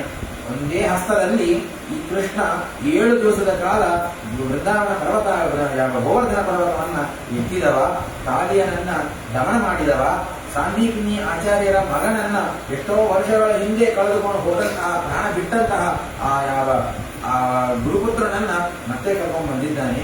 ಇವನ ಕಾರ್ಯ ಯಾವುದೂ ಕೂಡ ಸಾಮಾನ್ಯವಾದದ್ದಲ್ಲ ಅನ್ನೋ ಭೀಷ್ಮಕ ರಾಜ ಅವನು ಹೇಳ್ತಾ ಇದ್ದಾನೆ. ಹೀಗಾಗಿ ಕಥಕೈಷಿಕರು, ಭೀಷ್ಮಕ ರಾಜ ಇವರೆಲ್ಲ ಮಾತನಾಡಿಕೊಂಡ್ರು, ಕೃಷ್ಣನಿಗೆ ನಾವು ಸತ್ಕಾರವನ್ನೇ ಮಾಡೋಣ, ಯುದ್ಧ ಮಾಡೋದು ಬೇಡ, ಅವಮಾನ ಮಾಡೋದು ಬೇಡ, ಇದು ಯಾವತ್ತೂ ನಮಗೆ ಒಳ್ಳೆಯದಾಗೋದಿಲ್ಲ. ಇಷ್ಟೆಲ್ಲ ಮಾತುಕತೆ ಆಗ್ತಾ ಇದೆ. ರುಕ್ಮಿಗೆ ಇದು ಕೇಳಲಿಕ್ಕೆ ಆಗ್ತಾ ಇದೆ. ಕೃಷ್ಣನಿಗೆ ಇಷ್ಟೆಲ್ಲ ಅವನಿಗೆ ಏನಾದ್ರು ಮಾಡಿ ಅಪಮಾನ ಮಾಡಬೇಕು ಅಂತ ವಿಚಾರ ಮಾಡ್ತಾ ಇದ್ರೆ ಇವರೆಲ್ಲ ಗೌರವ ಮಾಡಬೇಕು ಅಂತ ಮಾತಾಡ್ತಾ ಇದ್ದಾರಲ್ಲ ಅಂತ ಹೇಳಿ ಅವನಿಗೆ ಇದು ಸಹನ ಆಗ್ತಾ ಇಲ್ಲ. ಶಿಶುಪಾಲರಂತವರಿಗಂತೂ ಕಿವಿಯನ್ನ ಮುಚ್ಚಿಕೊಂಡು ಕೂಡುವಂತಹ ಪರಿಸ್ಥಿತಿ ಆಗಿದೆ. ನಮ್ಮವರೇ ಹೀಗೆ ಹೊಗಳತಾ ಇದ್ದಾರಲ್ಲ. ಸಾಮಾನ್ಯ ನಮ್ಮ ಶತ್ರುಗಳನ್ನ ಇನ್ಯಾರೋ ಹೊಗಳಿದ್ರೆ ಅದು ಬೇರೆ. ನಮ್ಮ ಮನೆಯಲ್ಲಿ ನಮ್ಮ ಹೆಂಡತಿ ಮಕ್ಕಳೇ ನಮ್ಮ ಎದುರಿಗೆ ಅವರನ್ನು ಹೊಗಳತಾ ಕೂತ್ರೆ ಇಲ್ಲಿ ಕೇಳಲಿಕ್ಕೆ ಆಗೋದಿಲ್ಲ. ಯಾವತ್ತೂ ಇದ್ದದ್ದನ್ನ ಒಪ್ಕೊಳ್ಳೇಬೇಕು. ನಮ್ಮ ಶತ್ರುಗಳು ಅಂತ ಮಾತ್ರಕ್ಕೆ ಯಾವತ್ತೂ ಕೂಡ ಅವರನ್ನ ಬಹಳ ನೀಚ, ಅತಿ ನ್ಯೂನ, ಅತಿ ಅವರು ಸಾಮಾನ್ಯರು, ದುರ್ಬಲರು ತಿಳ್ಕೋಬಾರದು. ಕಿರಾತಾರ್ಜುನೀಯದಲ್ಲಿ ಇಂಥದ್ದೇ ಒಂದು ಮಾತು ಅಂತಂದ್ರೆ ಮಹಾಭಾರತದ್ದೇ ಮಾತು. ದೂತ ಒಬ್ಬರನ್ನ ಕಳಿಸಿದನಂತೆ ದುರ್ಯೋಧನ. ಪಾಂಡವರೆಲ್ಲ ವನದಲ್ಲಿ ವಾಸವನ್ನು ಮಾಡ್ತಾ ಇದ್ದಾರೆ. ದುರ್ಯೋಧನ ಒಳ್ಳೆ ರಾಜರಾಜೇಶ್ವರಪುರ ಹಸ್ತಿನಾವತಿ ಪಟ್ಟಣದಲ್ಲಿ ವಾಸ ಮಾಡ್ತಾ ಇದ್ದಾನೆ. ಅಂತಃಪುರದಲ್ಲಿ ಎಲ್ಲ ಸಕಲ ಸೌಕರ್ಯಗಳಿಂದ ಸುಖವಾಗಿರಬಹುದು. ಆದರೆ ದುರ್ಯೋಧನನಿಗೆ ಯಾವಾಗಲೂ ಪಾಂಡವರು ಏನ್ ಮಾಡ್ತಾ ಇದ್ದಾರೆ, ಅವ್ರು ಏನ್ ಮಾಡ್ತಾರೆ, ಮುಂದೇನ್ ಮಾಡ್ತಾರೆ, ಅವರ ವಿಚಾರ ಏನಿದೆ, ಆಲೋಚನೆ ಏನಿದೆ, ಇದೆಲ್ಲ ತಿಳ್ಕೋಬೇಕು ಅಂತ ಒಬ್ಬ ದೂತನನ್ನ, ಒಬ್ಬ ಚರಣನ್ನ, ದೂತ ಅಂತಂದ್ರೆ ಹೋಗಿ ಮಾತನಾಡ್ಬಿಡ್ತಾನೆ. ಹಾಗಲ್ಲ, ಅವ್ರು ಏನ್ ಮಾಡ್ತಾ ಇದ್ದಾರೆ ನೋಡ್ಬೇಕು ಅಂತ ಆ ವಿಷಯವನ್ನು ಹೇಳಿದ್ರು. ಸ್ಪೈ ಅಂತ ಹೇಳಿದ್ರು. ಆ ಯಾವ ಚರಣನ್ನ ಫೋಟೋ ಕಳುಹಿಸಿ ಮಾತನಾಡ್ತಾನೆ. ಏನ್ ಮಾಡ್ತಾ ಇದ್ದಾರೆ ನೋಡ್ಕೊಂಬ ಅಂತ. ಇವನಿಗೆ ನೆನಪಿನೇ ಇಲ್ಲ. ಅವನು ಹೋಗಿ ನೋಡ್ಕೊಂಡ್ ಬರ್ತಾನೆ. ಅವನು ಬಂದು ಒಂದು ಮಾತನ್ನು ಹೇಳ್ತಾನೆ. ವರಂ ವಿರೋಧೋಪಿ ಸಮಂ ಮಹಾತ್ಮಭಿಃ. ದುರ್ಯೋಧನ ಹೇಳ್ತಾನೆ, ನಾವು ಯುದ್ಧ ಮಾಡಿದ್ರು, ವಿರೋಧ ಮಾಡಿದ್ರು ಸಜ್ಜನರ ಜೊತೆಗೆ ವಿರೋಧ ಮಾಡಬೇಕು, ಅಂದ್ರೆ ನಾವು ದೊಡ್ಡವರಾಗ್ತೇವೆ. ಅತಿ ನ್ಯೂನರ ಜೊತೆಗೆ, ದುರ್ಬಲರ ಜೊತೆಗೆ ಹೋಗಿ ನಾವು ಯುದ್ಧಕ್ಕೆ ಸಹಿತ ಹೋಗಬಾರ್ದು ಅನ್ನೋದಕ್ಕಾಗಿ ಅವರೆಲ್ಲ ಏನ್ ಮಾಡ್ತಾ ಇದ್ದಾರೆ ಹೋಗಿ ನೋಡ್ಕೊಂಬ ಅಂತ ಹೇಳಿದಾಗ ಆ ಛಲ ಹೇಳಿದ್ರಂತೆ. ನೀನು ನೋಡು, ಧರ್ಮರಾಜನಂತೆ ಮಹಾ ಕೀರ್ತಿವಂತನಾಗಬೇಕು ಅಂತ ಹೇಳಿ ಇವತ್ತಿಗೆ ಶುರು ಮಾಡಿ ಏನೋ ಒಂದಿಷ್ಟು ದಾನ ಧರ್ಮ ಮಾಡಿದೆ, ಒಳ್ಳೊಳ್ಳೆ ಮಾತುಗಳನ್ನು ಆಡಿದೆ, ಎಲ್ಲ ಜನರ ಯಾವ ಒಳ್ಳೆ ಮಾತುಗಳನ್ನು ತೆಗೆದುಕೊಳ್ಳಬೇಕು, ಜನರೆಲ್ಲರೂ ನಿನ್ನ ಮೇಲೆ ಅಭಿಮಾನ ಮಾಡಬೇಕು ಅಂತ ಅವನನ್ನು ನೋಡಿ ಮಾಡ್ತಾ ಇದ್ವಿ. ಅವನೇನ್ ಮಾಡ್ತಾನೋ ಅದನ್ನು ಹಾಗೆ ಮಾಡೋದು. ಕೆಲವರು ಇರ್ತಾರೆ, ಇವತ್ತಿಗೂ ಅಧಿಕಾರಿಗಳು ಅನೇಕರಿದ್ದಾರೆ. ಆಯಾ ಕಾಲದಲ್ಲಿ ಬೇಕಾದಂತಹದ್ದನ್ನು ಮಾಡೋದು. ಅನೇಕರು ಒಬ್ಬರ ಮೇಲೆ ಬಹಳಷ್ಟು ಜನಾನುರಾಗ ಇದೆ ಅಂತ ಮೇಲೆ ಅವನೇನ್ ಮಾಡ್ತಾನೆ, ಅದನ್ನು ನಾನು ಮಾಡ್ತೀನಿ. ಒಬ್ಬರು ಮಾಡಿದ್ದಾನೆ ನೋಡಿ ನೋಡಿ ಮಾಡೋದು, ಇದೆಲ್ಲ ಮಾಡ್ತಾ ಇದ್ವಿ. ಆದರೆ ಒಬ್ಬರನ್ನು ನೋಡಿ ಮಾಡುವುದಲ್ಲ, ಮನಸ್ಸಿನಿಂದ ಒಳಗಿಂದ ಮಾಡಬೇಕು. ಅಂದರೆ ಜನಾನುರಾಗ ನಿನಗೆ ಸಿಗತ್ತೆ. ನೀನೇನೋ ಇಲ್ಲಿ ನೆಮ್ಮದಿನೇ ಇಲ್ಲಂಗಿದ್ದಿ, ಅವರೆಲ್ಲ ಒಂದು ಸುಖವಾಗಿದ್ದಾರೆ. ಪಾಠ, ಪ್ರವಚನ, ಪೂಜಾ, ಜಪ, ಧ್ಯಾನ, ತಮ್ಮ ನಿತ್ಯ ಅನೇಕಗಳು, ವಿಶಿಷ್ಟವಾದಂತಹ ಬ್ರಾಹ್ಮಣ ಸಂತರ್ಪಣ ಎಲ್ಲ ಮಾಡ್ತಾ ಸುಖವಾಗಿದ್ದಾರೆ ಪಾಂಡವರು. ಯಾವತ್ತೂ ಕೂಡ ಅವರ ಸಾಮ್ಯವನ್ನ ನಿನ್ನಿಂದ ಪಡೀಲಿಕ್ಕೆ ಸಾಧ್ಯವೇ ಇಲ್ಲ. ಧರ್ಮರಾಜರಂತೆ ಆಗಬೇಕು ಅಂತ ನೀನು ಕನಸಲ್ಲಿಯೂ ಕಾಣಬೇಡ, ಅದು ನಿನ್ನಿಂದ ಆಗುವಂಥದ್ದಲ್ಲ. ಹೀಗಾಗಿ ಯಾವತ್ತೂ ಅವರ ಸಂಖ್ಯೆಗೆ ಹೋಗಬೇಡ. ನಿನಗೆ ಯಾವತ್ತೂ ನಮಗೆ ಕಹಿಯಾದಂತಹ ಮಾತುಗಳು ಇರಬಹುದು, ಆದರೆ ಕಹಿಯಾದ ಮಾತು ಯಾವತ್ತೂ ನಮಗೆ ಹಿತವಾಗಿರುತ್ತೆ. ನಿನಗೆ ಹಿತವನ್ನು ನಾನು ಹೇಳ್ತೀನಿ ಕೇಳೋದಿಲ್ಲ. ಅವರ ತಂಟೆಗೆ ಹೋಗಬೇಡ. ಅವರು ಯಾವಾಗ ಬರ್ತಾರೋ ಅವ್ರಿಗೆ ಏನು ಕೊಡಬೇಕು ಅದನ್ನು ಕೊಟ್ಟು ಕಳುಹಿಸಿಬಿಡು. ಅಲ್ಲಿಗೆ ನೀನು ಉಳಿದಿ, ನಿನ್ನ ಈ ಸೈನ್ಯ ಅಂತಂದ್ರೆ ನಿನ್ನ ರಾಜ್ಯ ಎಲ್ಲವೂ ಉಳಿತವೆ. ಇಲ್ಲಾಂತಂದ್ರೆ ಏನು ಉಳಿಯೋದಿಲ್ಲ. ಹಾಗಾಗಿ ಅವರ ವಿರೋಧವನ್ನು ಮಾಡಲಿಕ್ಕೆ ಹೋಗಬೇಡ ಅಂತ ದುರ್ಯೋಧನ ಹತ್ರ ಆ ಛಲ ಬಂದು ಹೇಳಿದಂತೆ. ಅದರಂತೆ ಇವರೆಲ್ಲರೂ ಮಾತನಾಡ್ತಾ ಇದ್ದಾರೆ. ಅದನ್ನು ಕೇಳಲಿಕ್ಕಾಗ್ತಾ ಇಲ್ಲ. ಹೀಗಾಗಿ ಯಾವತ್ತೂ ಕೂಡ ನಮ್ಮ ವಿರೋಧಿ ಇದ್ದಾನೆ, ಶತ್ರು ಇದ್ದಾನೆ ಅಂತ ಅಂದ ಮಾತ್ರಕ್ಕೆ ಅವರ ಬಲ ಅತ್ಯಂತ ನೀಚ, ಕಡಿಮೆ, ಅವನೇನೂ ಇಲ್ಲ, ಅವನಿಗೆ ಏನೂ ಗೊತ್ತಿಲ್ಲ, ಅವನಿಗೆ ಯಾವ ಸಾಮರ್ಥ್ಯವೂ ಇಲ್ಲ, ಯಾರನ್ನು ಹಾಗೆ ಕಡಿಮೆಯಾಗಿ ಅಳತೆಯನ್ನು ಮಾಡಬಾರದು. ಅವರವರಲ್ಲಿ ಇರುವಂತಹ ನಮ್ಮ ಶತ್ರುಗಳ ಬಲ ಏನು ಸರಿಯಾಗಿ ತಿಳಿದರೇನೆ ಅವರನ್ನು ಹೇಗೆ ಹೊಡೆಯಬಹುದು, ಹೇಗೆ ಗೆಲ್ಲಬಹುದು ತಿಳಿಯಲಿಕ್ಕಾಗತ್ತೆ. ಹೀಗಾಗಿ ಅವರನ್ನ ಹಾಗೆ ನೀಚ ದೃಷ್ಟಿಯಿಂದ ಕಾಣೋದಲ್ಲ ಅಂತ ಅವನು ಹೇಳಿದಂತೆ ಇವರೆಲ್ಲ ಮಾತನಾಡ್ತಾ ಇದ್ದಾರೆ. ಇವರಿಗೆ ಈ ಶಿಶುಪಾಲಾದಿಗಳು ಇದನ್ನು ಸಹನ ಮಾಡಲಿಕ್ಕೆ ಆಗ್ತಾ ಇಲ್ಲ. ಅಲ್ಲಿಗೆ ಇಂದ್ರದೇವರು ಕೃಷ್ಣ ಬರ್ತಾ ಇದ್ದಾನೆ, ಗರುಡಾರೂಢನಾಗಿ ಬರ್ತಾ ಇದ್ದಾನೆ. ಇದು ಗೊತ್ತಾಯಿತು. ಇಂದ್ರದೇವರು ದೇವದೂತರನ್ನು ತನಗೆ ಕಳಿಸಿದ್ದಾರೆ. ಅದ್ಭುತವಾದ ಸಿಂಹಾಸನ. ಈ ಸಾಮಾನ್ಯರಾದಂತಹ ರಾಜರು, ಈ ಸಾಮಂತರಾಜರು ಇವರೆಲ್ಲ ಕೂರುವಂತಹ ಒಂದು ಆಸನದಲ್ಲಿ ಕೃಷ್ಣ ಕೂಡಬಾರದು, ಬಹಳ ಶ್ರೇಷ್ಠವಾದ ಉಚ್ಚವಾದ ಆಸನದಲ್ಲಿ ಕೂಡಬೇಕು ಅಂತ ಹೇಳಿ ಯಾವ ಇಂದ್ರದೇವರು ದೇವದೂತರನ್ನ ಚಿತ್ರಾಂಗದರನ್ನು ಕಳುಹಿಸಿ ಅದ್ಭುತವಾದ ಸಿಂಹಾಸನ, ನಾನಾರತ್ನಗಳು, ನವರತ್ನಗಳಿಂದ ಖಚಿತವಾದ ಬಂಗಾರದ ಜಾಂಬೂನದ ಮಯಂ. ಪಂಚಮಸ್ಕಂದ ಭಾಗವತದಲ್ಲಿ ಕೇಳ್ತೀವಿ. ಜಂಬೂ ನದಿ, ನಾವೆಲ್ಲ ಯಾವ ಭಾರತ ವರ್ಷದಲ್ಲಿ ಜಂಬೂ ದ್ವೀಪದಲ್ಲಿ ವಾಸ ಮಾಡ್ತಾ ಇದ್ದೇವೆ. ಆ ಜಂಬೂ ದ್ವೀಪದ ಮಧ್ಯದಲ್ಲಿ ಇರುವಂತಹ ಮೇರು ಪರ್ವತ, ಆ ಮೇರು ಪರ್ವತದ ಶಿಖರದಲ್ಲಿ ಒಂದೇ ಒಂದು ಗಿಡ ಜಂಬೂ ವೃಕ್ಷ ಎಂಬುದು ಇದೆ. ಆ ವೃಕ್ಷ ಅದರಲ್ಲಿ ಹಣ್ಣು ಬಂದು ಅದು ಚೆನ್ನಾಗಿ ಹಣ್ಣಾದಾಗ ತಾನೇ ಕೆಳಗೆ ಬೀಳ್ತದಂತೆ. ಬಿದ್ದಾಗ ಆ ಹಣ್ಣಿನ ರಸ ನದಿಯಾಗಿ ಹರಿತದೆ. ನದಿಯಾಗಿ ಹರಿಯುವಾಗ ಆ ದಡ ಈ ದಡದಲ್ಲಿ ಆ ನದಿಯ ನೀರು ಅಲ್ಲೇ ಒಣಗಿ ಅಲ್ಲಿ ಒಂದು ವಿಧವಾದಂತಹ ಬಂಗಾರ ಉತ್ಪತ್ತಿ ಆಗತ್ತಂತೆ. ಆ ಬಂಗಾರವನ್ನೇ ದೇವತೆಗಳು ವಿಶ್ವಕರ್ಮ ಇವರು ನಾನಾ ವಿಧವಾದ ಆಭರಣವನ್ನು ಸೃಷ್ಟಿ ಮಾಡ್ತಾರಂತೆ. ಅಂತಹ ಆ ವಿಶ್ವಕರ್ಮ ಆ ಗಂಗೋ ನದಿಯಿಂದ ಹೊರದು ಬಂದಂತಹ ನೀರು ಒಣಗಿ ಅಲ್ಲಿ ಉತ್ಪತ್ತಿಯಾದಂತಹ ಅದ್ಭುತವಾದ ಬಂಗಾರವನ್ನು ತೆಗೆದು ಅಲ್ಲಿ ಒಂದು ಸಿಂಹಾಸನವನ್ನು ರಚನೆ ಮಾಡಿದ್ದಾರೆ, ಆ ನಿರ್ಮಾಣವನ್ನು ಮಾಡಿದ್ದಾರೆ ವಿಶ್ವಕರ್ಮರು. ಹೀಗಾಗಿ ನವರತ್ನ ಖಚಿತವಾದಂತಹ ಆ ಜಾಂಬೂನದ ಬಂಗಾರ, ಈ ಬಂಗಾರ ಅಲ್ಲ, ಇದೆಲ್ಲ ಇವತ್ತಿಗೆ 15,000 ರೂಪಾಯಿ ಇರಬಹುದು. ಆ ಬಂಗಾರದ ಮೇಲೆ ಎದುರಿಗೆ ಇದೆಲ್ಲ ಇಲ್ಲೇ ಇಲ್ಲ. ನಾವು ಹುಡುಕ್ತಾ ಇದ್ದೀವಿ ಆ ನದಿ ಎಲ್ಲಾದ್ರೂ ಸಿಗತ್ತಾ, ಎಲ್ಲಾದ್ರೂ ಹೋಗಿ ತಗೊಂಡ್ಬರೋಣ. ಅಗಮ್ಯ ಪ್ರದೇಶ, ನಮ್ಮಿಂದ ಹೋಗ್ಲಿಕ್ಕೆ ಸಾಧ್ಯವೇ ಇಲ್ಲ. ಮೇರು ಪರ್ವತ ನಮಗೆ ಕಣ್ಣಿಗೆ ಕಾಣಿಸೋದಿಲ್ಲ, ಎಲ್ಲಿ ಹೋಗೋದು. ಹೀಗಾಗಿ ಆ ಜಾಂಬೂನದ ಬಂಗಾರದಿಂದ ನಿರ್ಮಿತವಾದ ಸಿಂಹಾಸನವನ್ನ, ಚಿತ್ರ ಆಸನವನ್ನ ಕೊಟ್ಟು ಕಳುಹಿಸಿದ್ದಾರೆ ಇಂದ್ರದೇವರು. ಕೃಷ್ಣ ಬಂದು ಕೂರಬೇಕು ಈ ಸಭೆಯಲ್ಲಿ, ಒಂದಿನಪುರದ ಸಭೆಯಲ್ಲಿ ಕೃಷ್ಣ ಕೂರೋದಕ್ಕಾಗಿ ಒಂದು ಆಸನವನ್ನ ಕೊಟ್ಟು ಕಳುಹಿಸಿದ್ದಾರೆ. ದೇವದೂತರು ಬಂದರು, ಇಟ್ಟರು, ಹೋದ್ರು. ಅವರ ಕೆಲಸಗಾರರು, ಅವರು ಬಂದು ಮಾಡೋರು ಅಷ್ಟೇ ಕೆಲಸ. ಅವರು ಚಿತ್ರಾಂಗದ ಬಂದ ಅಮ್ಮಂದು ಹೇಳ್ತಾನೆ ಆ ಗಂಧರ್ವ, ನೋಡ್ರಿ ಕೃಷ್ಣ ಬರ್ತಾ ಇದ್ದಾನೆ. ಆ ಕೃಷ್ಣನನ್ನ ಏನು ತಿಳ್ಕೊಂಡಿದ್ದೀರಿ? ಮಾನುಷಾಣಾಂ ಕೃಪಾ ದೇವಾಹ, ಮನುಷ್ಯರಿಗೆಲ್ಲ ರಾಜರು ಅಂತಂದ್ರೆ ಅವರು ದೇವತೆಗಳಿದ್ದಾರೆ. ಮನುಷ್ಯರಿಗೆಲ್ಲ ದೇವತೆಗಳು ಅಂತಂದ್ರೆ ರಾಜರು. ರಾಜರಲ್ಲಿ ರಾಜರಾಜೇಶ್ವರ ಎಂಬುವಂತಹ ರೂಪದಿಂದ ಭಗವಂತನ ಸಂವಿಧಾನ ಇರುತ್ತೆ. ಹೀಗಾಗಿ ಮನುಷ್ಯರಲ್ಲಿ ಶ್ರೇಷ್ಠರಾದವನು ರಾಜ, ರಾಜರಿಗೆಲ್ಲ ಶ್ರೇಷ್ಠರಾಗಿರ್ತಕ್ಕಂಥವರು ದೇವತೆಗಳು. ದೇವತೆಗಳ ಅನುಗ್ರಹದಿಂದ ರಾಜರು ರಾಜ್ಯವನ್ನು ಆಳ್ತಾರೆ. ದೇವತೆಗಳಿಗೆಲ್ಲ ಶ್ರೇಷ್ಠನಾದಂಥವನು ದೇವೇಂದ್ರ. ಆ ದೇವೇಂದ್ರನಿಗೂ ಇಂದ್ರ ಸ್ವಾಮಿ ಅಂತಂದ್ರೆ ಶ್ರೀಕೃಷ್ಣ. ಅವನು ಬರ್ತಾಗಿದ್ದಾನೆ. ನಿಮ್ಮ ಮೇಲೆ ನಾವು, ನಮ್ಮ ಮೇಲೆ ಇರೋರು ಇಂದ್ರದೇವರು, ಇಂದ್ರದೇವರ ಮೇಲೆ ಇರೋನು ಶ್ರೀಕೃಷ್ಣ. ಅವನು ಬರ್ತಾಗಿದ್ದಾನೆ. ಸರಿಯಾಗಿ ಸತ್ಕಾರ ಮಾಡಬೇಕು. ನಯುಕ್ತಂ ವಸದಾನ್ಯೋನ್ಯಂ ಕೃಷ್ಣೇನ ಸಹ ವೈರಿನ, ಅವನ ಜೊತೆಗೆ ನೀವು ಯಾರಾದರೂ ವೈರಭಾವವನ್ನು ಮಾಡಿದ್ದೇ ಆದರೆ, ಆ ಶತ್ರುಭಾವವನ್ನು ಮಾಡಿದ್ದೇ ಆದರೆ ಇದರಿಂದ ನಿಮಗೆ ಒಳ್ಳೆಯದಾಗೋದಿಲ್ಲ. ಇಂದ್ರದೇವರು ಹೇಳಿ ಕಳಿಸಿದ್ದಾರೆ, ನೀವು ಯಾರಾದರೂ ಕೃಷ್ಣನ ವಿರೋಧ ಮಾಡಿದರೆ ದೇವ ಸೈನ್ಯ ಇಳಿದು ಬರ್ತದೆ.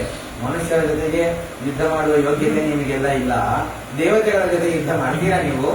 ಏನಾದರೂ ಕೃಷ್ಣನಿಗೆ ತೊಂದರೆ ಆಯಿತು, ಬರುವಂತಹ ಕೃಷ್ಣನ ಮೇಲೆ ನೀವೇನಾದರೂ ಹಾವಳಿ ಮಾಡಿದ್ದೇ ಆದರೆ ಸುರಾಣಾಂ ದೇವತಾ ಶಕ್ರ ಅಂತಹ ಇಂದ್ರದೇವರು ಕೊಟ್ಟು ಕಳಿಸಿದಂತಹ ಆಜ್ಞಾಪತ್ರ ಇದೆ. ಇದು ಜೀವ ಹಾಕಿ ಕಳಿಸಿದ್ದಾರೆ.